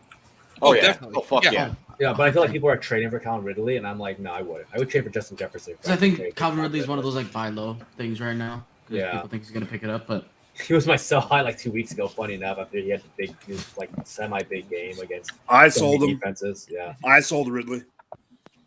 I don't have him in any redraft league, so I didn't. Okay. Payne, you're 2. So, funny enough, I actually agree with James Robinson. I actually made a trade for James Robinson this week, and I gave up DeAndre Swift. I traded away Allen Robinson and DeAndre Swift to get Sterling Shepard for this week because I needed a receiver, and I took James Robinson because I had enough running backs to kind of survive the week, which is probably like the rarest thing I think anyone could have said. I have enough running backs to survive. But yeah, I traded for James Robinson week, so I think it's a great ad. The other person I would, and this is a full backtrack on from my beginning of the season, or week 2, week 3, trade for Marvin Jones. I think you can get him for almost nothing. He's not playing in a bye. He's even being dropped in some leagues. But I have seen that. And here's the thing. He's doing well. Like, he's relatively a very good flex play almost weekly. He's that veteran presence on that offense. So, I mean, he gets, 8 targets, 6 targets per game. So, on a team that you know is going to play from behind every single match. So, like, give me Marvin Jones. Give me James Robinson. I think they're very overlooked. And like I could obviously go for a low hanging fruit and say, "Oh, trade for the Chargers," but like, who's giving up Mike Williams? Who's giving up Austin Eckler? Who's giving up Keenan Allen? Right? So Florio did it. I'm not letting that man live that shit down. Just so y'all know. But it's ridiculously tough to get those guys. I think the Steelers picks is also another good one. Like I think you can get Deontay Johnson, Chase Claypool. I don't know about Deontay. I feel like he's like one of those cusp wide receiver ones that people aren't looking to trade very often. Yeah, but I feel like the Steelers are in such a bad light right now that people go, "Oh my God, they're bad," so therefore this weapon's bad. But that's how people sometimes feel. That's why Cortland Sutton gets traded all the time, because Cortland Sutton is this guy that's like producing 13, 14 points a week, and everyone's like, "Oh, the Broncos are terrible." To be fair, he had 2 bad weeks too, also. But I feel like Marvin Jones is this guy you can actually afford, and then James Robinson because he's just on a bad team. A guy you can also reasonably afford because I was able to trade Swift away to get him. I don't know how that even works. So really quick, I'm low key pissed off right now. I just try to go in. This has nothing to do with this topic, but I my ADD. I wanted to try and see if I can get in on the live line of the Rangers Smashville game for hockey, and it's not up on DraftKings. So DraftKings, please get it together. I should be able to bet on any and every game. Okay, good. Duh. Have you met me? Like, Mike. So the one I was going to bring up, I knew it would be brought up before me, and that's Chase Claypool. I think that's a definite buy. The other one, James Robinson, is obviously a buy. Sorry, Pat. But the one that I didn't, you mother. The one that is not been brought up that I am wanting to buy is Dawson Knox. I know he broke his hand, but I think people are worried about the hand, and I think you could get him because of the bye and because of him missing one more week. If you're in the hunt, I think you could get him cheap and use him in your playoff race. I'm seeing him. Okay, but does he keep? I have seen him being dropped, but does he keep up the production if he with that hand injury or what do we? One-handed catches. Come on, he's had issue with stone hands in the past. That is, I think you can buy him low. That's the thing. I feel like with tight ends, though, like he's probably the best upside tight end that you can get for nothing, right? Like, who are you gonna find that's gonna put up 19 points off like 5 catches or 4 catches? Like CJ Uzomah's probably not gonna do that again. No, like I mean, he's like one of those guys that might be able to do something like that, but I don't know. But like, he's not doing it in 4 catches. He's not even getting touchdowns. Oh, true. You know what I'm saying? Like, true. And you're not going to get him he's off a the PPR waivers machine though, or trade like literally nothing for him. Like, I could probably get Knox for like anything, or Rashad Bateman right now, kind of stuff, right? Like, no one's giving me Gesicki for Rashad Bateman. Okay. Very, very good takes. Very, very damn good takes. Get your back, Mike. Mike, you kind of took one of mine. And bringing up Dawson Knox. No, you're good. You're good. Great minds think alike. If anything, that means I'm pretty smart. But no, for real. Great takes there. One that I wanted to, I want to add though. Adam Thielen, guys. Adam Thielen is getting the targets. They're looking to him in Minnesota. I say go try and find a way that you can acquire Adam Thielen. What's up? Again, is that one of those guys that you can realistically control? Like he, in my opinion, is kind of like a Keenan Allen, where it's like, veteran receiver. He's still like on the cusp of being a wide receiver 1 or star receiver or whatever. So, can you make a trade for him relatively low on the bye week? I don't know if you can. I think you can just because of heading into the season, a lot of people aren't high on Thielen. There's still not a whole lot of talk surrounding Thielen right now. No one's like super excited or head over heels for him. The only people talking about Adam Thielen were the people that were hyping up Adam Thielen, and they're like, "Where are the haters now?" Those are the people that do it. Yeah, I also feel like teams that have Thielen could be like 3-3, right? Like this is like each of you guys who are 3-3 or 2-4, like will trade on a discount because they must get this win. I must get this one win right now. So it's like, I doubt I see a 6-0 team that's running around Adam Thielen. So exactly. Adam Thielen was being drafted around wide receiver like what, 20? It was pretty. He is wide receiver 11 on the year. It depends because he was falling. He was falling a lot. Like he's putting up six catches, 60 yards, and almost a touchdown a game. Like he's putting up those wide receiver one numbers. But they're not the numbers, like they're not the flashes, right? This has been a big season of like really big flashes, right? Like here, I got the stats: 9 for 92, 2 touchdowns, great. 6 for 39, 1 touchdown. 6 for 50, 1 touchdown. Then it's 3 for 46, 2 for 40, right? Then he has a big game against the Panthers, so he does towards overtime. I want to say that he gets a lot of those yardage. Mm-hmm. Like he's had a great season. I'm not saying it's been bad, but he's older. He's on a bye. And he might have costed you 2 to 3 games, maybe 4, because 6 for 39 is great, and so is the touchdown. But there were guys who were putting up like 45 points. Yeah, like I saw people dumping, like just getting mad at Nick Chubb. They were like, "Fuck Nick Chubb," because Nick Chubb isn't Austin Eckler. I'm like, but Nick Chubb had a 100-yard game. Like, nah, I'm getting rid of him. Dude, yeah, people will make up in fantasy. People will make up the dumbest reasons for them to move a player. So yeah, those are my two. Knox. And Thielen, I mean, and Raj hitting on Dalton Schultz earlier. I think everyone should be trying to acquire that man. Yeah, PPR beast for tight end. Mm-hmm. So, the NFL rumor mill got set afire this as what, yesterday? Yeah, about yesterday. That was yesterday. Yeah. Rumors began circulating this week that a possible Deshaun Watson trade could happen that sends him to Miami. Welcome to Miami, Miami. That could send him to Miami, and could result in Tua somehow ending up in Washington. Apparently, it's a 3-team trade, from what we're hearing. DC hasn't had a whole lot of luck with first-round QBs. RG3, Dwayne Haskins. I would argue RG3 was good. Injuries. Jason Campbell. Yeah, still not having good luck. Yeah, Jason Campbell. Yeah, fuck. Aging yourself there, bud.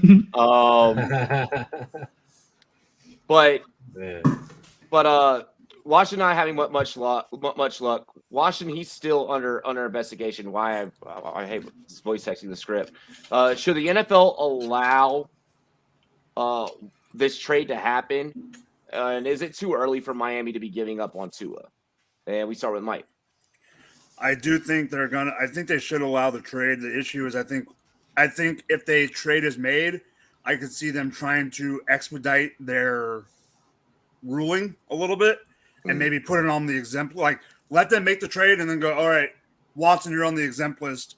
And then just like they did with AP, put him on the exempt list before the criminal stuff and everything happens, and then he won't be able to play until then. When it comes to Tua, I don't think Miami should give up on Tua. I think Tua's getting the bad end of the stick on this one. There was all the rumors before about going to Houston. Now there's rumors about him going to Washington. I wasn't the biggest Tua fan, but I don't think that he's getting enough credit and he's enough chance to prove who he is in Miami. Hank, Miami's your team, so yeah. I hate the talk about Deshaun Watson. I just really do. I saw, and I hate the fact that every time it comes up, I see like 20 people at him on my fucking leagues, like just pinging up all of it. Deshaun Watson got added, and they dropped like just all sorts of guys, and then they drop him today. Like it's like, oh, never mind. And then that's the first thing I would say I hate. And Miami always does this. They're always in these weird talks about getting rid of ex-player. Like Tannehill was on this thing for a while too, when Tannehill was on the team. Ryan Fitzpatrick was technically on these talks too. Like, oh, they should get rid of Ryan Fitzpatrick while they can to go because they have Tua and they can get maybe like a 6th-round pick. Yeah, and they eventually did that. Yeah, and they did the Tannehill thing. So yeah.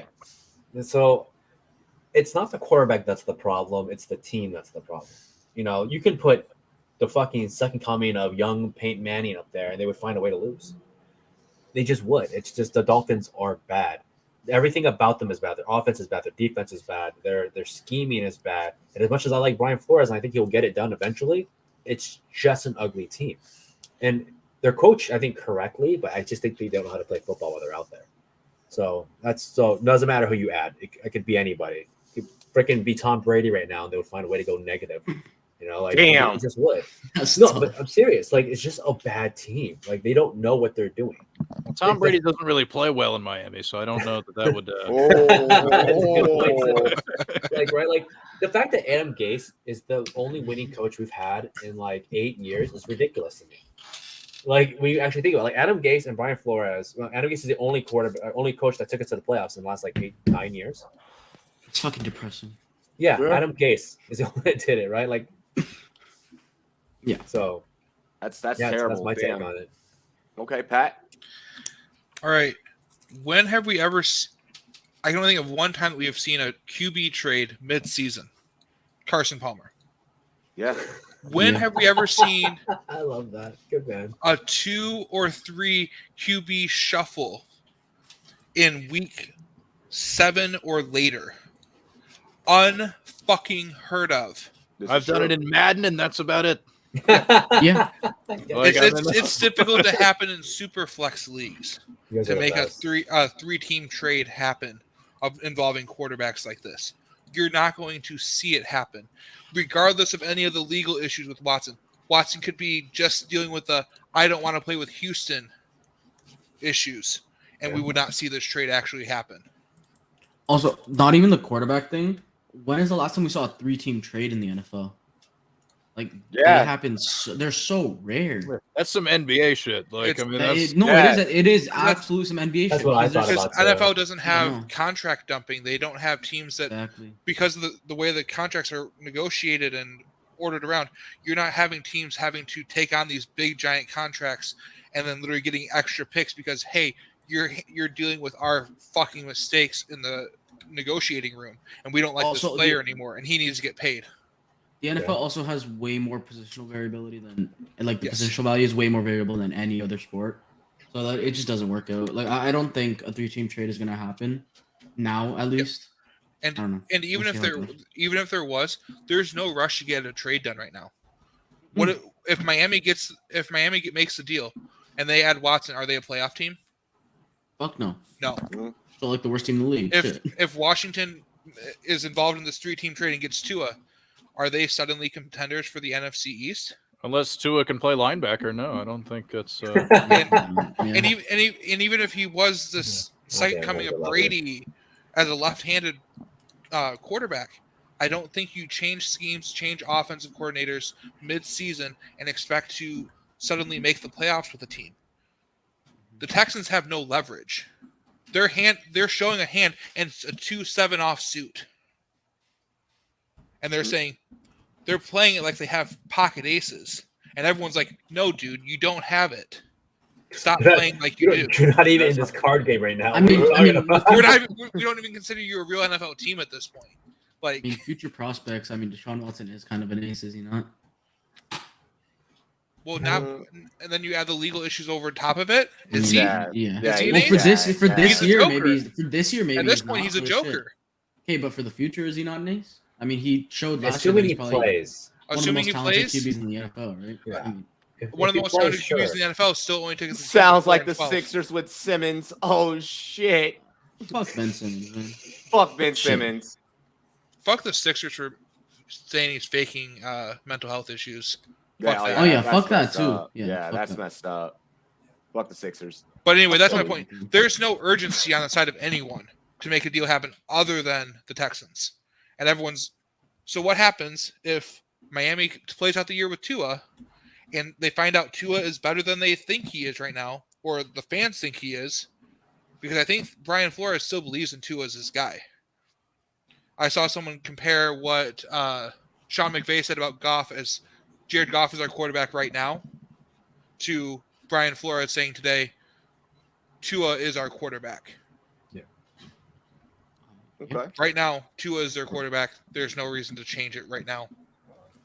There's also I've also heard rumors of people of analysts, people like us, basically, honestly, saying that the beat reporters are just trying to get a story stricken up or whatever. I'm sure the beat reporters got their information from some fucking where, just like we got our information from some fucking where. So there's probably some executive that doesn't like Tua, right? Like I wouldn't doubt that. Right. There's gotta be. But like my thing is like, why would you trade for Deshaun Watson? It's more of like, if you trade Tua to get first round picks or something, then yeah, maybe. But you're trading to like this is the most Miami move. If they do it, this is like Miami all over again. Taking a veteran and hoping they make the Super Bowl. Like they do it every year. Sorry, I didn't want to be the one to bring it up, but is it just me or does it seem like the Washington kind of being like added into the trade talks way after we already heard about it happening? Is that another thing to divert attention, or like are we just gonna wash over that? Of course it is. I don't know. Yeah, I have no idea. Right? Yeah, it's make headlines in other ways. Talk about them for some other reason. Yes. Exactly. Herms? Hey, fucking, which is why I said sorry. It's just why I exactly said that the name change is happening in the next like 3 weeks for that exact reason. But let's go into Herm's take. And Herms, while you do your take, I'll be right back. I gotta do something. All right, sounds good. So, I mean, I've heard rumors of this Watson to Miami trade for months, and nothing has changed, and I don't really know what else there is to say about it that hasn't already been said over the last God knows however long. So, what I will do instead, if you are looking to prepare a manicotti for a meal to consume for your family, there are two schools of thought. You could do just, the regular crepe style in terms of, preparing the manicotti, or you could just go with the dry pasta that you get out of the box. You know what I mean? And kind of heat it up that way.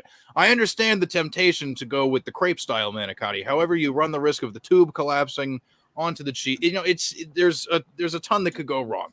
You kind of want to be authentic with it, but it's a very tough dish to pull off. So if you're looking to prepare a good manicotti, there is absolutely no shame in just using the tube. There's absolutely nothing wrong with it. It's a perfectly viable pasta alternative. It doesn't have to be prepared, the way that, the real people do. It's a meal for your family. So whatever works, as long as it tastes good, and make sure you don't use a cheap sauce. Make sure you get some good cheese as well. You don't want a manicotti to go wrong, because a manicotti gone wrong is a mess for everyone. Cooking tips with Herms. So just for everyone watching, Herms doesn't actually cook. We don't know that. Take that with the grain of salt. I'm just fucking. My first job was at a pizza and sub shop. I know how to make two things. I thought you said all you know how to make was calzone or something. Yo, my cooking skills. I mean, y'all see my cooking skills, though. They're pretty good. They're pretty good. Yeah. Okay, before Robbie starts flexing his cooking skills, just know that after the show, he stabbed himself with a fork one time. No, hold on. You gotta tell the story correctly, though. It wasn't all right. You did tell it correctly. You stabbed yourself with a fork. You literally stabbed yourself with a fork. It's funnier. No, it's funnier than that. It wasn't just that I stabbed myself with a fork. So first off, I had continuously kept drinking after the show, like I normally do. And I started cooking. I had some. What did I do? I did porterhouse steaks and like I can't remember. I think I had like mashed potatoes and shit on like the side. And when I went to pull the steak out of the skillet, I stabbed the fork. Like I stabbed the fork into the steak. Well, the end of the fork, like the handle of the fork, like it went through my hand, and like I cut my. Well, now it's gone, but like I cut my hand open. Not even with the actual pointy side of the fork. Whoa. Man, you cut yourself with a rounded edge. That's a rare feat. like this fucking. He cut it with hell hungry, dude. You're like, I'm gonna be so hungry. Yeah, fucked up. Robbie just got a vulgar video of what my toes look like. Hold on, let me see this shit. Oh, you should not see that shit. Put that behind a paywall. Anytime someone says the word vulgar, you should just be only rum. Only rum. There we go. Gotta pay extra for that kind of action. Oh, damn! Damn, boy! I'll block you guys. That motherfucker's feet are fucked. Yo. Yeah. Damn. So I kind of said everything I wanted to say about this topic. I felt like fucking Snacks just kind of interrupting everyone during that, but fuck it. Whatever. You heard what I had to say. That's good. Yeah, go for it. Where it's conversation. We got some manicotti tips as well, Yeah, or manicotti tips. I could teach y'all how to cook Indian food. Let me know. I got you. Oh, dude. We can make that happen. We can make it happen. I used to be able to make a pretty good set of dumplings and crab ragoon. I actually learned that. Funny enough, this is not even like me trying to be like a jokingly racist. But I actually had to do it at a Chinese restaurant as a kid. They make like the kids always have to do it. And my ass used to be the kid that you would see it at the restaurant. And you fucker knows what I'm talking about. I was that kid. Peng, were you the old school version of the kid in the corner with the iPad doing homework? Well, back then iPads didn't exist. I was a kid with the Like, book. you know what I mean, though. You know, I was a kid with the Game Boy or the corner. book, and then I would be at a little table Yeah. sometimes, and I would do the dumplings, or you do your crab goods. There So, you go. Oh, I just picture little Pang. Too. I just picture little Pang folding dumplings and like just calling like random I dudes wasn't daddy bad while at he's it. at I haven't it. done it in like decades, but I was that kid. So like, if you ever see that one, that could be your Pang in the future. Meanwhile, tonight I was at a Chinese buffet, and I had the waitress come up to me. The buffet, exactly. Oh, you're usually here by yourself during lunchtime. Who's this lovely lady next to you? Oh, you out. And I'm like, you out. Oh no, savage. I'm like, and I was gonna tip you like $15. Not anymore. I'd have been like, you know what? Just bring me a beer. Like, fuck you. Like no. Oh my gosh. Could you imagine if she would have said something else? Rachel knew I used to go there for lunch. Hey, I no. Oh, don't look in the that's Rumboyz just- chat. Fucking Z2 just sent a picture of his toes. Don't Yeah. Oh god. Rachel's just glad I wasn't bringing another person with me. Yeah, I was gonna say that's way worse. You know, like she would have said, like, "Hey, where's your other friend that you bring, the pretty one?" Or Where's something the like tall haired, tall blonde woman or something? Yeah. Hey, it could be me when I freaking stop at the 7-Eleven, go get some paper so I can roll my medicine. And lady, she's like I go to pull out my ID before she even asks, and she's like, "Oh no, I don't need to see it. I can tell by the gray hair in your head." I was like, you did not just do that. Here's what I'll say. Here's what I'll say just to get us back on topic. I know that's not as bad as I was expecting it to be. Sorry. Yeah. It's not great, still but- nasty. Yeah. So really quick, to play football is a privilege. Okay, it's a serious privilege. We're talking about the greatest game that our country has ever invented and provided for us for entertainment purposes. Oh my god, Arms. I love Clue, man. I would love to play Clue. With that being said and being stated, I feel not just in Watson's case, I have caught a lot of flack from this. I've been lucky enough to not take this topic to Black Twitter. I keep it on my Facebook page. This isn't about, I'm not going to sit here and oh, well, I should just, support him because, he's a black man and I shouldn't, tear another black man down. This goes for anyone in this situation. Okay. If you are under criminal investigation, you should not, this is not, whether it is a sexual assault, whether it is a murder, whether if you commit a seriously heinous, egregious crime, okay. Although I do believe these are civil suits, by the way. Yeah, they are civil suits. They are civil suits. Yeah. You should not be allowed to play in the NFL. I have no problems if Deshaun is found innocent, okay. If he's found guilty, put him underneath the fucking jail. If he's found innocent,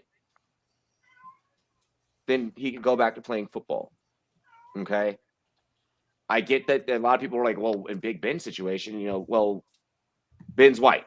Okay. He got treated a little differently and he's going to get treated differently. All right. Also, a different era of football, too. Completely different era, not even just football, but just everything. Yeah, completely different era of the world. Of society in general. There was no social media. There was none of that shit back in back when that shit happened. With that being said and with that being stated, Miami is giving up too early on Tua.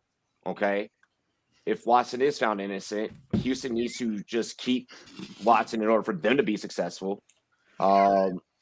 And yeah, I mean, Tua not in Washington because Washington is cursed with first-round picks. This is the worst time to be laughing. God damn it! Like, Washington should be the team trading for Deshaun, like if he's innocent, because you can't have a leader of a football team sitting in your locker room, like just being bummed out. Like it would suck. Yeah. At the deadline, I want a trade in return for Ebron, or us to just sign other linemen. Linemen probably more like it. Y'all are okay. Pat, you need to share this information because we are laughing during a very serious topic, and I need people to know that this is know, not like, just what the like fuck? this is like this is I'm crying. The stupidest thing. What am I reading? it is a completely unrelated like Oh my It god. had nothing to do with nothing. It literally had nothing to do. I'm reading this right now and I'm like confused. I once walked into a Subway and asked for a moot ball Feet long. feet long and said shit directly afterwards and then walked out. Guess I'm going to the other Subway now. I can never go back. Let me take my Ball face feet now, long. shit.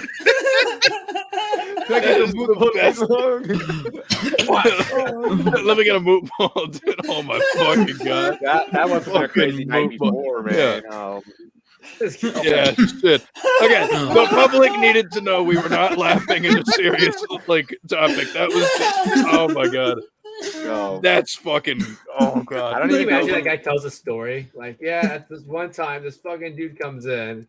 Fuck, I think he was trying to prank me. He asked for a moot ball feet long, and he just said shit and walked out. Never came back. It's been 5 years.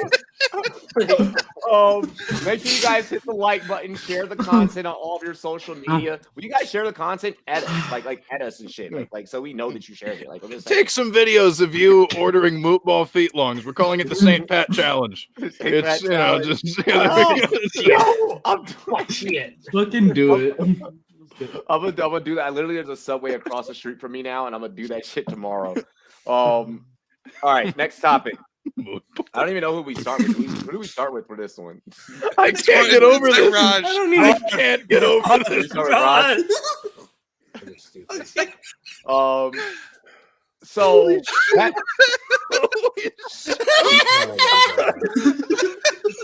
hold on. Okay. All right, we're gonna we- play we the no under- laughing game. First All right. one to laugh for the host, it's all a drink. So fuck. Sorry. Rumboyz After Dark, ladies and gentlemen. Please hit that Happy subscribe birthday, button. Raj. All right, Please we hit were that going way too subscribe Hey, button. happy birthday to Raj. Everyone drink. Yeah, there Happy you go. All birthday. right. Hey, I'm Happy out of birthday. Hey, Thank you guys. Okay. All Can't right. wait to drink moot my, ball feet long my is on Blue me. Beetle. Patrick Mahomes this year has more There's liquid in my mouth. has more interceptions already That's what she said. this year. Hold on, y'all. Hold on. Let's get back on track. Patrick Mahomes has more interceptions already this year than last year, and well, pretty much his fucking NFL career, like almost combined. Has the NFL caught up to Mahomes? I know we kind of touched on this on previous episodes. I know they touched on this a little bit on First Take. I want to get our panel's opinions. I've heard very different things here. So I think we kind of brought it up last week on After Dark. It's not that that the league is really catching up to Patrick Mahomes. It's that Patrick Mahomes is trying to do too much. Like, he knows he's talented, and he knows that he can fucking play, and people know that he can play. So I guess it's kind of both in a way. Why like, is people Mike breathing into the fucking camera like that? Like, y'all see this? He's trying to see if anyone's if anyone's talking shit about his dad. That's all it is. No, but so we're I talking think about his he's- Chiefs. I get it. Yeah, no, it makes sense. I think it's just, he's trying to do too much. Like, he showed that he can still play. Like, obviously, like, we know he's fucking amazing, right? He's probably one of the most talented players we've seen in a while. So I think I know. also, sorry, just so you guys know, Robbie put in our show sheet, he called him Patch Mahomes, which honestly is a very fitting like nickname at this point. I kind of All right, fucking Patch. love that. I'm not gonna Patchy the Patch. Pirate. There you go. Patchy the Pirate, Patchy Mahomes. So yeah, I think Guard. he's trying to do too much, and it's fucking him over. Guard. That's about it. That's all I gotta say. Okay. A lot of words to say that little bit of stuff. Herms.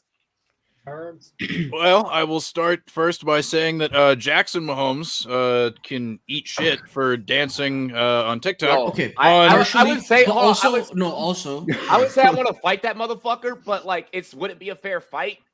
Because I'm sure he can't.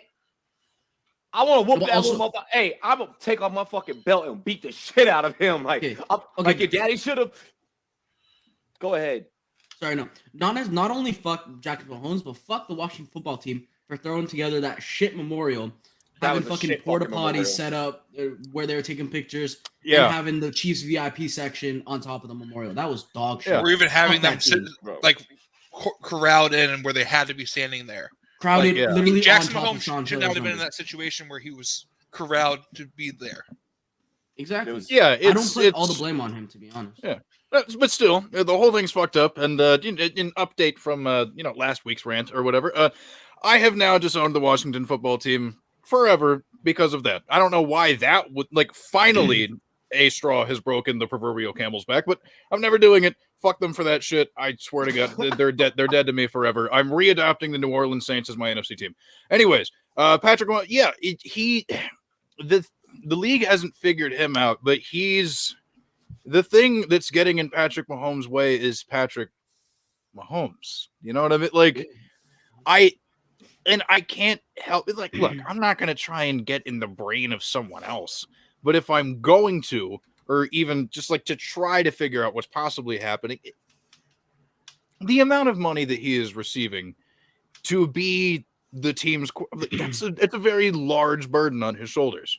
You know what I mean? He very heavily invested in a lot of, the acclaim and the attention, brought like there's got to be something going on where he feels like he has to make everything happen. And well, like one of his greatest skills is his ability to improvise when need be. He doesn't need to do that on every single play. Sometimes there are plays where it's not working and you just have to say, fuck it, YOLO, bail and move on.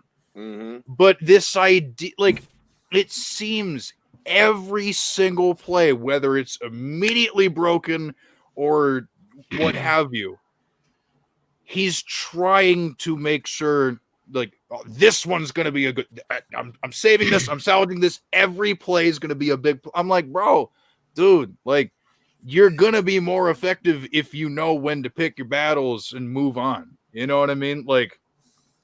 I don't know. It's definitely in his head. And honestly, I mean, we talked about it, in previous shows. What's really hurting them is on the opposite side of the ball. So let's be fair. But fuck, dude, you got to learn, just chuck it out. Go on to the next play, do whatever. You can't keep putting yourself in these risky situations just because you're capable of making that big play. Doesn't mean you have to do it every fucking time. Do you feel like he's purposely trying to I feel like on every play he's like Sports Center top 10, Sports Center top 10. This is the high selling NFT. He's trying to fucking build these memorable moments. I could see that. I mean, I'm kind of like I said, I'm in the camp of it's more of a weird internal stress thing, but that's a viable alternative explanation. Sure. That is also within the realm of possibility. Yeah. Just learn when to give up and fucking move on. Not every play is going to work, homie. Just fucking do your shit and fuck your brother or whatever he is related to. So yeah, dude. Yeah. Jackson Mahomes. Celebrity fucking boxing match between you and me, bro. I'm down. Never mind. No, I'm not. Because I just embarrassed you. And it would be. I'd embarrass myself by beating the brakes off of you. But don't ever. Yo, this is the year of people just getting utterly fucking disrespectful for social media. Jackson Mahomes did it. Tekashi 6ix9ine did it to Nipsey Hussle's memorial. Who was it that people tried to rob Pop Smoke's grave. They try to rob Pop Smoke's grave.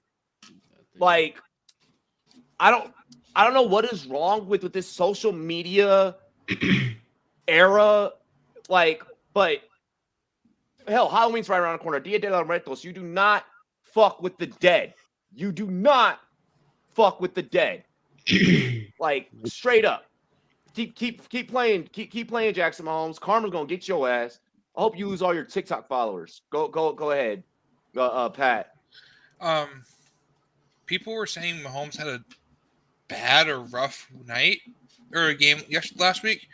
He threw for 397, 2 touchdowns and 2 interceptions. The 2 interceptions weren't really his fault. There were some questionable throws that he made, but if we're saying that's a bad game, we've really got to look at what our standards are for Patrick Mahomes. our standards are fucked. They're so high. Yeah. The Bucs showed in the Super Bowl there's a blueprint for beating him. It's a strong secondary and deep safeties taking away the big plays. So teams that have that personnel, the Bills, the Chargers, and a few other teams can actually do that to slow down this team. And you don't need to stop Patrick Mahomes. You need to slow him down. To use a Mario Kart analogy, you don't need a blue shell right now to beat the Kansas City Chiefs. You need a well-placed green shell, banana, even a blooper squid just to blurry their vision for a second. And you can put up enough points on your own to beat this bend and shatter defense.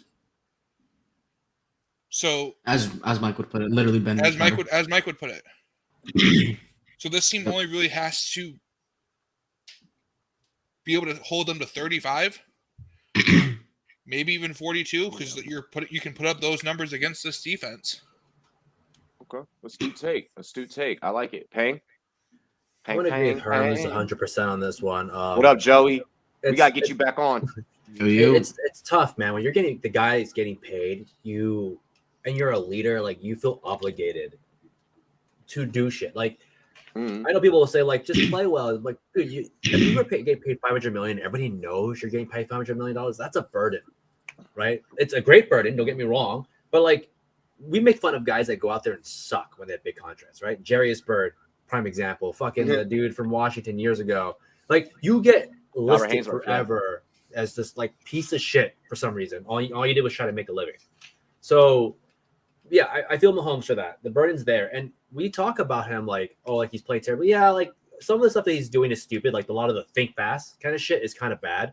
And actually, it is pretty bad because not everyone's ready to think fast, especially like DeMarcus Robinson and Byron Pringle and McCole Hardman, right? They're not ready to think fast. They're just fast guys. So that alone is its own issue. But like this is what Mahomes has been doing though for the last how many years he's been in the league?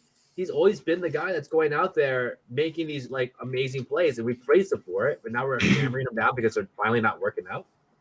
It's a little much. It's a little contradictory because we didn't say anything before when they were questionable, and yeah, his defense is bad. We know this, and the league hasn't caught up to him. It's more just like, hey, sometimes you roll the dice and you roll craps 5 times, and that's what it is. You just crapped out over and over and over. Yeah. I think that's what's happening to Mahomes. He's still playing well, but I will say that he didn't play because I just got the itch. Yeah, he didn't play well overall though. Like he had good yardage last week, but that came towards the middle and the end of the game, right? He wasn't doing like well the whole time. They were neck and neck until like the third quarter, right? Against a bad Washington team. So I still think there's some room, but I think it's not necessarily. It's with Mahomes. It's with that offense. It's that team as a whole that's taken that Super Bowl hangover. It's not, but I still think he's great. I still think he's one of the best quarterbacks to enter the league, and for in a while, because we have a lot of bad first rounders. So yeah, props to him. I think he'll continue to do well, and I think it's simple as that. Okay. And fuck Jackson Mahomes. I had to block that shit on my fucking TikToks and stuff. Every time I see it pop up, I want to fucking just punch my phone. Dude, shit out of me. Anyone. So the way that the passion that I have towards people that the athletes that use steroids, to boost their performance, that's the same passion I have towards people that disrespect the dead. Like just those are just don't just don't do it. Just don't do it, and I won't fucking hate you. We also forget that he's like a kid though. Like he's 22 years old. Yeah, but he's still a kid. 22 is still a kid. No, at 22, I was not going to fucking games, pouring my water on people. I was not dancing on people's fucking graves for a couple of likes.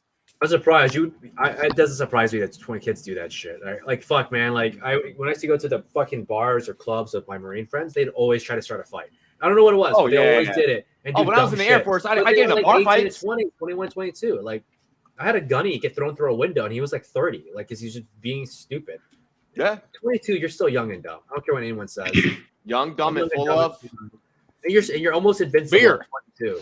Like exactly. Like I don't know. I'm not fucking surprised that you did shit like that. And that's the generation that it's at right now. It's about getting that kind of stuff. Not saying it's right, but it doesn't surprise me. But he does annoy the shit out of me.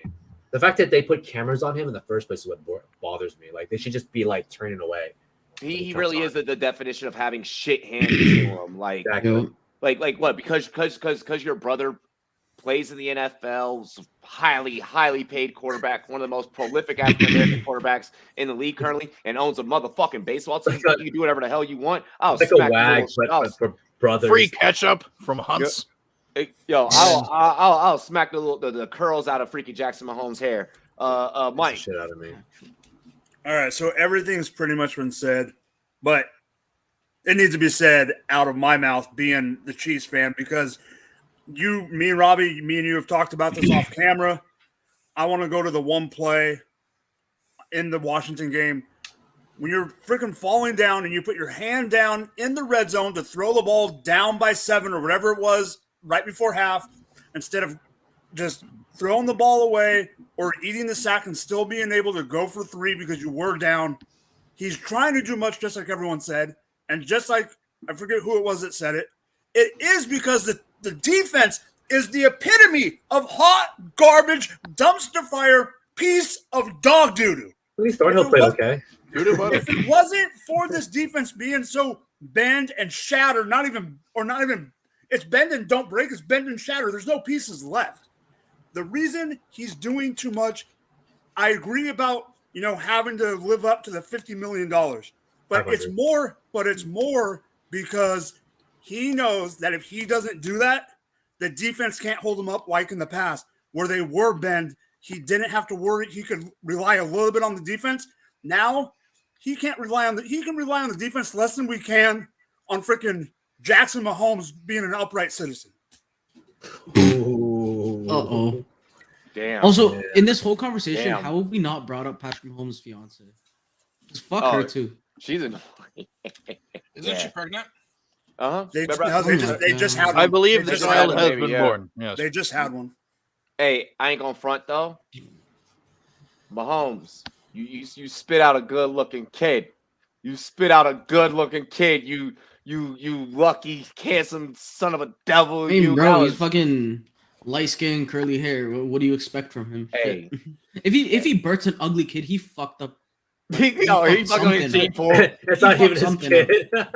Hey, Well, if I remember correctly, he did not birth the child. Just to be clear, for context. This is correct. We gotta give credit. Gotta give credit to the ladies out there. We appreciate y'all for your 9 months of birth and the 9 months that we get to not have to worry about you bleeding all over the motherfucking place, but you're still crabby at the same time. But we love you and we appreciate you. Hi, Pat. I thought my children comment earlier was bad. I'm not on this take on that one, guys. Yeah. Also, pregnancy is 10 months, but it's 10 months, and it's probably something I'd never want to do. Like, I don't even want to get up at bro. When my baby mom's was the worst fucking person when she was pregnant. Oh my gosh. Yeah. I shouldn't say baby moms because found out that Lily wasn't mine, but still. Different story, different podcast for a different day when I get to vent about my life shit and like mental health and things. I don't know. I don't think I'm ever gonna be able to say that. Like, it's to tell a person how to act while they're pregnant. I'm never gonna be able to have the ability to say. Hell no. You better just shut up, cook, clean, Exactly my point, fucking do everything for her. You do not mess with the fury of a pregnant woman. You know. Every right to be pissed off. Like your body's changing and everything. Pat looks over to the right. hey, ladies out there that are watching the show, it was just comedy. We love you. We appreciate you. We thank you for being you. Let's have a cheers to any wonderful women watching us tonight. Cheers to Rachel. Mike, you said it as if that was the only person watching us tonight. No, but watching. Ooh, and she's not watching. Yeah, freaking beep that link. Go donate to the baby registry for St. Pat and Rachel. And I follow you guys on Facebook. You guys are so awesome, Pat. NFL coaching hot seat. Final topic for tonight. Who is the first to go? Okay, is it Joe Judge up there in New York? Urban Meyer, I'm sorry, down in Florida? Or is it Matt Nagy? And a callback to the beginning of the show, I'm going to toss it another name. Old-ass Vic Fangio. Yeah, I was going to say. We start with you, Mike. It was going to be Urban Meyer until Jacksonville went to London and won the game, because I thought if he did lose that game in London, he was going to get fired on the way back. Now it's going to be Vic Fangio is going to be the first one gone. That team is, like I said last night, that team didn't look like they even wanted to be there, and Teddy Bridgewater didn't look like he wanted to be on the field. John Gruden laid the groundwork. They need to give Javonte Freeman more of the workload. Sorry, Payne, and it's going to be Vic Fangio. Javonte Freeman. I mean Javonte Williams. Javonte. We know he. Good job, Mike. We know he. Good job, buddy. Hey! At least you didn't pull a Chris Broussard.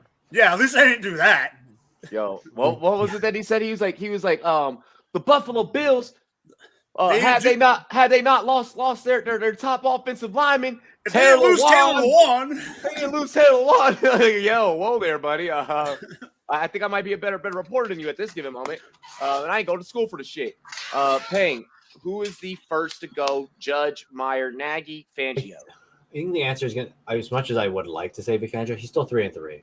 And I think it's going to be between Joe Judge and Urban Meyer. I think the way the teams are performing on both ends and how, like, people forget that Urban Meyer kind of just got, like, ostracized a little bit for the whole twerking, grinding shit recently. Like, in the coffee table. He's not good. He's already showed that he doesn't want to be there already. Like, I think it's going to be Urban Meyer and maybe Joe Judge is my second choice. It's not going to be Vic Fangio. He's winning. He's won enough games, and he can always pin it on, like, Teddy. And he's going to, I need a quarterback. Jerry Jeudy was out. Like, it's gonna be some excuse, right? Like, fair. The excuse is that, weirdly enough, Drew Lock never got, like, no one gives credit for it because he had a worse offense last season and had a worse situation coming into. But that's another topic for someday. I think that's why he's gonna get by. So it'll be the other two. But if it was my choice, it'd be Vic Fangio. I just can't imagine having an amazing roster like this and just, like, blowing. And maybe the word amazing is too much, but a fine roster, average. A fine roster, and then blowing this hard. I actually think that takes talent to do that. Hey, really quick, shout out to the homie Drew Lock for just, like, being such a cool dude. Like that's one funny dude, man. One charismatic dude. Yeah, it just sucks for him, man. Like I said this before, is like we give Jalen Hurts all, like, the pass for, these could put up fantasy points. I'm like, that doesn't make you a good quarterback. I'm saying Jalen Hurts plays almost as bad as Drew Lock did last year.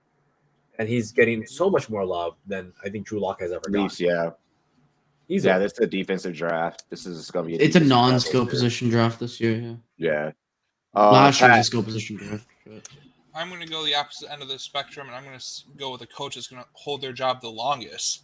And I think that's Nagy. I think the Bears float around 500 throughout this season, and they feel like they've got that chance for the wild card spot, and that hope is going to give Nagy the reins through the end of the season.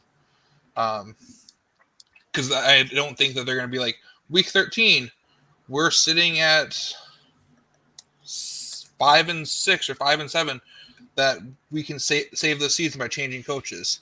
They're going to write it out. And their quest to be relevant is always just going to be playing second fiddle to my Packers. I don't know if you guys saw it earlier this week, but it was on Packers Twitter. They photoshopped the outside of Soldier Field to read Rogers Field. That's not fun. Okay. God damn. That's pretty good. All right. Herms. Isn't it somewhat of a conflict of interest for your team's quarterback to also be the owner of a rival franchise? That's we gotta look into that. There's something a little unethical about that. But Aaron Rodgers investigated himself, and they found him innocent of any wrongdoing. All right. Well, I'm just glad they launched an investigation. All right. Shit. Yeah. Payne made a really good point about Vic Fangio. I thought that was going to be the obvious one, but, like, there's a way that they can spin that to save his ass. Okay, probably Joe Judge, to be honest. I mean, like, that New York media is vicious. They are. It's a very difficult place to play or coach or what. I mean, like the scrutiny that comes from being in the sports landscape, that I don't, it's not even just football. Especially I mean, New for York. fuck's sake, yeah, dude. Yeah, I mean, like, yeah, I don't care if it's football, basketball, baseball, or whatever. Like, also just low key, you're pulling the car over for a little bit. Shout out Joe Torre for being able to sustain all of his shit with the Yankees all that time. You know what I mean? Like, dude, surviving that media, like that's pretty, same thing with Derek Jeter, pretty good. But whatever, football. Yeah, I mean, I have to imagine that given everything that was invested in the offense to be like, here, Danny Dimes, we're giving you some shit to work with. I mean, like, Judge is probably going to be the fall guy. Yeah. And I don't even know what happens with the, we're the Giant shit. It's going to be a slow unravel. I think they're probably going to try and salvage it by bringing in someone else. That's probably not going to end up working out. And then, like, this is just a long-winded way of saying the Giants are just absolutely fucked. But, like, yeah, I don't know. I could go on longer with that, but that would just be an unnecessary waste of time. So, Raj. I like what you Okay, so I guess what the popular choice 2 weeks ago is no longer the popular choice. I'm still gonna say Urban Meyer, but I don't think he's gonna get fired. I think some more shit's gonna happen, another controversy, and he's gonna be forced to resign. He's like, I feel like it's just gonna be one of those things where, like, the team is kind of just forcing his hand. He's gonna be CC'd on John Gruden's emails. Like this motherfucker was in college and you were emailing him. Damn. Yeah. No. So like something along the lines. Either some shit's gonna happen, or it's straight up gonna be Urban Meyer does not want to coach NFL football anymore because he realized he can't do that shit. He realized he's a dog shit NFL coach, and he can't control a team. So I think he will resign in the coming weeks. I don't think he'll get fired. Okay. I'm gonna say this. All four of these gentlemen, dog shit. Complete and total dog shit. With that being said, and with that being stated, I think that Joe Judge is probably on the shortest leash. Just because it is the New York media. It's New York. Like I mean, you gotta win. Like it's a big city of dreams. Like you gotta win. The Giants fan base is like they expect a lot of that team. They really do. I mean, and I didn't think they get rid of a guy for only having a good season, then a bad season, like twice. And he they got rid of him like instantly. They're trying to find their next Coughlin. And even still, like he had tons of losing seasons. David Gettleman needs to get out. Christ, yeah, that's the I think that Judge goes with Gettleman. I think that Judge goes with Gettleman. I think the fans call for Gettleman's head this year at the end of the season, and he's out of there. Judge is out of there. They're gonna redo the whole shit top down. I like Danny Dimes, but he needs to get out of there too. Yeah, no, and that kind of like rolls with like my theory from before is just like this is ultimately going to end up with Daniel Jones was not a good pick, but because it's quarterback and because they drafted him so high, the franchise will do everything it can to justify it. And there are fall guys that come with that stuff, whether it's a coach or a GM. They'll try and protect it as best they can. Dilly. Yes. Oh no! I don't have a drink. Shit. 1999 too. Fuck. Shout out to you, Matt. And that's a member. That's a member, bro. Yeah, that's a Shout member. out to you, bro. Shit, dude. Shout out to That's you. how you support. That's what's up, Matt. We fucking love you, dude. We love you, man. We love all of our premium members. How many moot long feet longs can we get for that? Moot long. Feet long. Oh, I gotta hate you. When I say moot long, you say feet long. Moot long. Feet long. Moot ball feet long. Moot ball feet long. It's a new Monkey Knife Fight. Monkey Knife Like Fight. Easy to say. sounds like a freaking like an up and coming rock band. Ladies and gentlemen, we are Moot Ball Feet Long. Funny enough, Yeah. in South Park, their band is called Moot. Oh, yo, it is. The South Park band is That should called be a Moot. group. That should be a group name for karaoke next Canton. Yo, I'm here for it. We got Herms on the strings. Let's go. Let's go. Herms and Malcolm, bro. Like let them tear it down. Dude, we have so many musicians in the industry. It's fucking crazy. It's so insane. We could make a fantasy football band just off of the amount of people. Oh yeah, no, that shit would be pretty fucking tight. That's why I'm looking. Hopefully, it's like, hey, yo, Robbie, pitch the idea. Remember that park like around like where Jersey's was or whatever. It's just like, there was a stage. There is a stage. The trunk of my car can fit musical instruments and amplifiers. I hear that Smokey. I hear that Smokey might be coming down from Canada, and he's sick on the bass. There you go. We'll just learn a bunch of Pantera covers and just there we go. Yeah, all right. Let's do that shit. That just got me way too hyped. Like just learn a bunch of Pantera covers and let it fucking rock. I'm just gonna let them. I'm just gonna let the stash grow between now and August, and just fucking, just like, yeah, we'll get real dirty with it. Yeah, I can't fucking shave for the next fucking month. Make sure you guys join Movember. Yes, if you're wondering why I look like an idiot, like that's my God. It's for a good cause. Hey, I thought you were trying to get like big bro over here, man. I mean, hey, the stash is a Robbie signature. I love having my stash, bro. The difference is that only one of us is capable of growing an adult mustache, and the other one is me.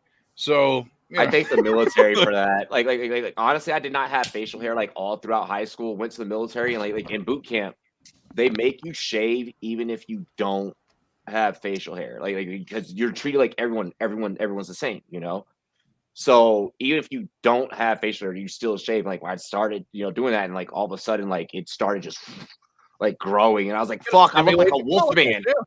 Dude, I have the worst beard ever. My shit barely connects. I'm like, "Fuck." I got the Paul Pierce. I had the Paul Pierce beard, bro. I mean, anybody who's watched this program has seen, if I don't shave, exactly how neck beardy I can appear. Bro, what do you mean? I'm the one with the neck beard right now. Shit. You can't. Yeah, Raj, dude, man, Raj, your shit looks better than mine when I grow up. Fuck, dude, you're good. All things considered, this group here, the Rumboyz, are lacking in the beard department compared to other shows. Yeah. That's why we have Pat and Mike to be able to make up for the fact that Robbie and I can't grow. Like, bro, we gotta get fucking Maddie on here, bro. Shit, Maddie Daddy. He's got fucking glorious ass. Yo, actually, why don't we just get Daniel? Where the fuck? We need Daniel. Yeah, we need this Daniel motherfucker on here, bro. He has the most glorious beard I've ever seen. We need Daniel from Australia, bro. That's the most glorious beard in the whole fucking industry. Him and Maddie Daddy have really nice beards. Matt said he's part of the neck beard gang. Tannis Skill does need to perform this weekend. I think that the matchup forces him to have to perform this weekend, which you can catch our breakdown on that on Rumboyz NFL AM Sunday morning. I will definitely have some stuff to say. Yes. Let's get into some sign-offs. I want you guys to like get like followers and stuff, and like people know who you are because you're all celebrities in your own right. So we start with Raj. Shit. Find me right here, Rumboyz Fantasy Network, rumboyz.com. When I decide to start writing articles, I've been lacking. I'm lazy as hell. I sometimes edit pictures and or videos and stuff like that. And he's an interior designer. Interior designer. That's a part-time thing. We'll figure that out. And at Rumboyz Raj on Twitter. Have a good day. Herbs. You can find me at out here in these streets. You can find me at a Subway, looking for that Moopal feet long. You can find me anywhere there's danger. You can find me anywhere there's an emo night. And you can also find me on Twitter at Herms NFL. Dude, I love that you just brought up emo night. Like there's this bar. Well, during the day it's a breakfast place. Like at night it's a regular bar. And I don't know what cover band, but like or who they're covering, but I know that Saturdays or Friday nights they usually have like an emo rock type like band there. And that's probably what I'm gonna do. What I'm gonna go do tonight. Herms, this is your cue, bro. That comment that was just up. You forgot to do the thing. Oh, what would put it up on the screen? Oh, pull up the comment. Which one? This one? You got to do the thing. Hey, there we go. I can't with you. If y'all haven't seen the meme, we will reshare it. It's iconic AF. Pat, your sign off. All right. St. Patrick FF on Twitter, and right here on the Rumboyz Fantasy Network on YouTube. You can find me Thursdays, Fridays, Sundays, and Mondays. Occasionally on Wednesdays for AMAs. Ask us questions. Come into the chat. Always. We like your questions. We want them all the time. We really do. It gives us something to talk about. It helps us get through boring ass games like Thursday night. True. Hey, and I felt so bad for Pat, right? Because he's new as a commentator in the industry. So like, I'm like, oh man, I'm so sorry. So that pass was incomplete. Yeah, that was good. Yep. There's nothing else beyond that, and we're. It still sucks. Yep. That's Fuck, right. wait, I should do that. It might need to be teddy-free gloves. But also check out my Twitter for memes. I made one of something that I memed during the show tonight. Also, my baby list down here. You don't have to donate or buy anything, but if you want to, I'm having a baby sometime soon. It could be tonight. It could be tomorrow. It could be in like 4 weeks. But baby is ready. Sometime in the near future. It could be happening right now, and you have no idea. A lot of rum she's missed. She was like texting me 911 and like grabbing a bag of stuff and was going out the door a few minutes ago. So I don't know. But this is important here. I gotta get that. Rumboyz After Dark is important. It is. Yeah. Hey, Matt said, "Let's go." Yes. Yeah. Yo, it's an exciting time, and Pat, I'm happy for you and Rachel, and I love you guys. I love you guys. Peng. Oh shit! So you catch me on the Rumboyz show fucking Fridays, Sunday mornings, sometimes Thursdays. It depends on when Robbie tells me. Sometimes Monday. It depends on when Robbie tells me. You catch me on FantasySixBet.net. I did a show with them yesterday. You should catch it. It was actually kind of pretty good for once from my end. Like I'm usually not that good with those guys all the time. They're great. Me, not so much. I also make videos. I actually had one that went kind of viral. I was actually really proud of that. Yeah, that was great. And funny enough, I actually had that in my head to do like before my vacation, like weeks ago. And I was like, man, I gotta get this done. I was like, fuck, I gotta get this done for SportsMe. All right, I'm gonna go and just do it. So I came back from my vacation. I sat down and just knocked it out, did the jokes, and I tried to make it as real as I could. And it was actually supposed to be longer. That wasn't a lie. I posted after the fact. But Twitter has a limit of 2 minutes and 20 seconds, and I was really annoyed because actually, it took someone to 10 seconds of jokes out. Hey, I don't know. I just feel like how work leagues go down. I really do. Go catch my video if you haven't. It was really good comedy. Like the material that you put into that, like the jokes that you put in that, like feels real, right? I feel really, like it hits a lot of guys for the work leagues, yeah. Because that's how it is. I used to ask people, and they always say stupid shit to me, like, "Is Lamar Jackson a sleeper in the third round?" Like, sure. Like that. Right? Just really funny stuff at work, like work leagues and home leagues of people. Like work leagues are the lowest level of like fantasy football. Like people think home leagues are like, no, work leagues take that cake and shit all over it. Yeah. When I used to work in corporate America, I'd be like, what the fuck are y'all talking about? Because like I was in this weird like limbo between like competing with you guys, like as fellow analysts, but then like also competing against like the cash and like the cash players, man, the casuals. Whew. But we're here for you. It's guys that don't even watch the sport. Yeah, that don't watch football at all. Yeah. Hey, we are. That's why the Fantasy Pros cheat sheet joke is just like the thing that made me laugh the most. That's my favorite part of that video, by the way. If you ever wonder, it's Peyton Manning still in the league and I'll send you a cheat sheet. Like I feel like that's what happened as at work leagues. You send them like this. Oh, I got you, man. I'll send you a cheat sheet. You'll be good. So I'm glad that hit. That's actually the highest views I ever got. I'm actually really proud of that. And thanks you guys and everybody else that shared it and retweeted it. I don't get views if you guys don't retweet. It's as simple as that. Exactly. We don't get views if you guys don't share this content. It was an amazing video, and at the end of the day, we're all here to help out Jenkins in accounting, as Herms and Jeff Crisco put it. Jenkins in accounting.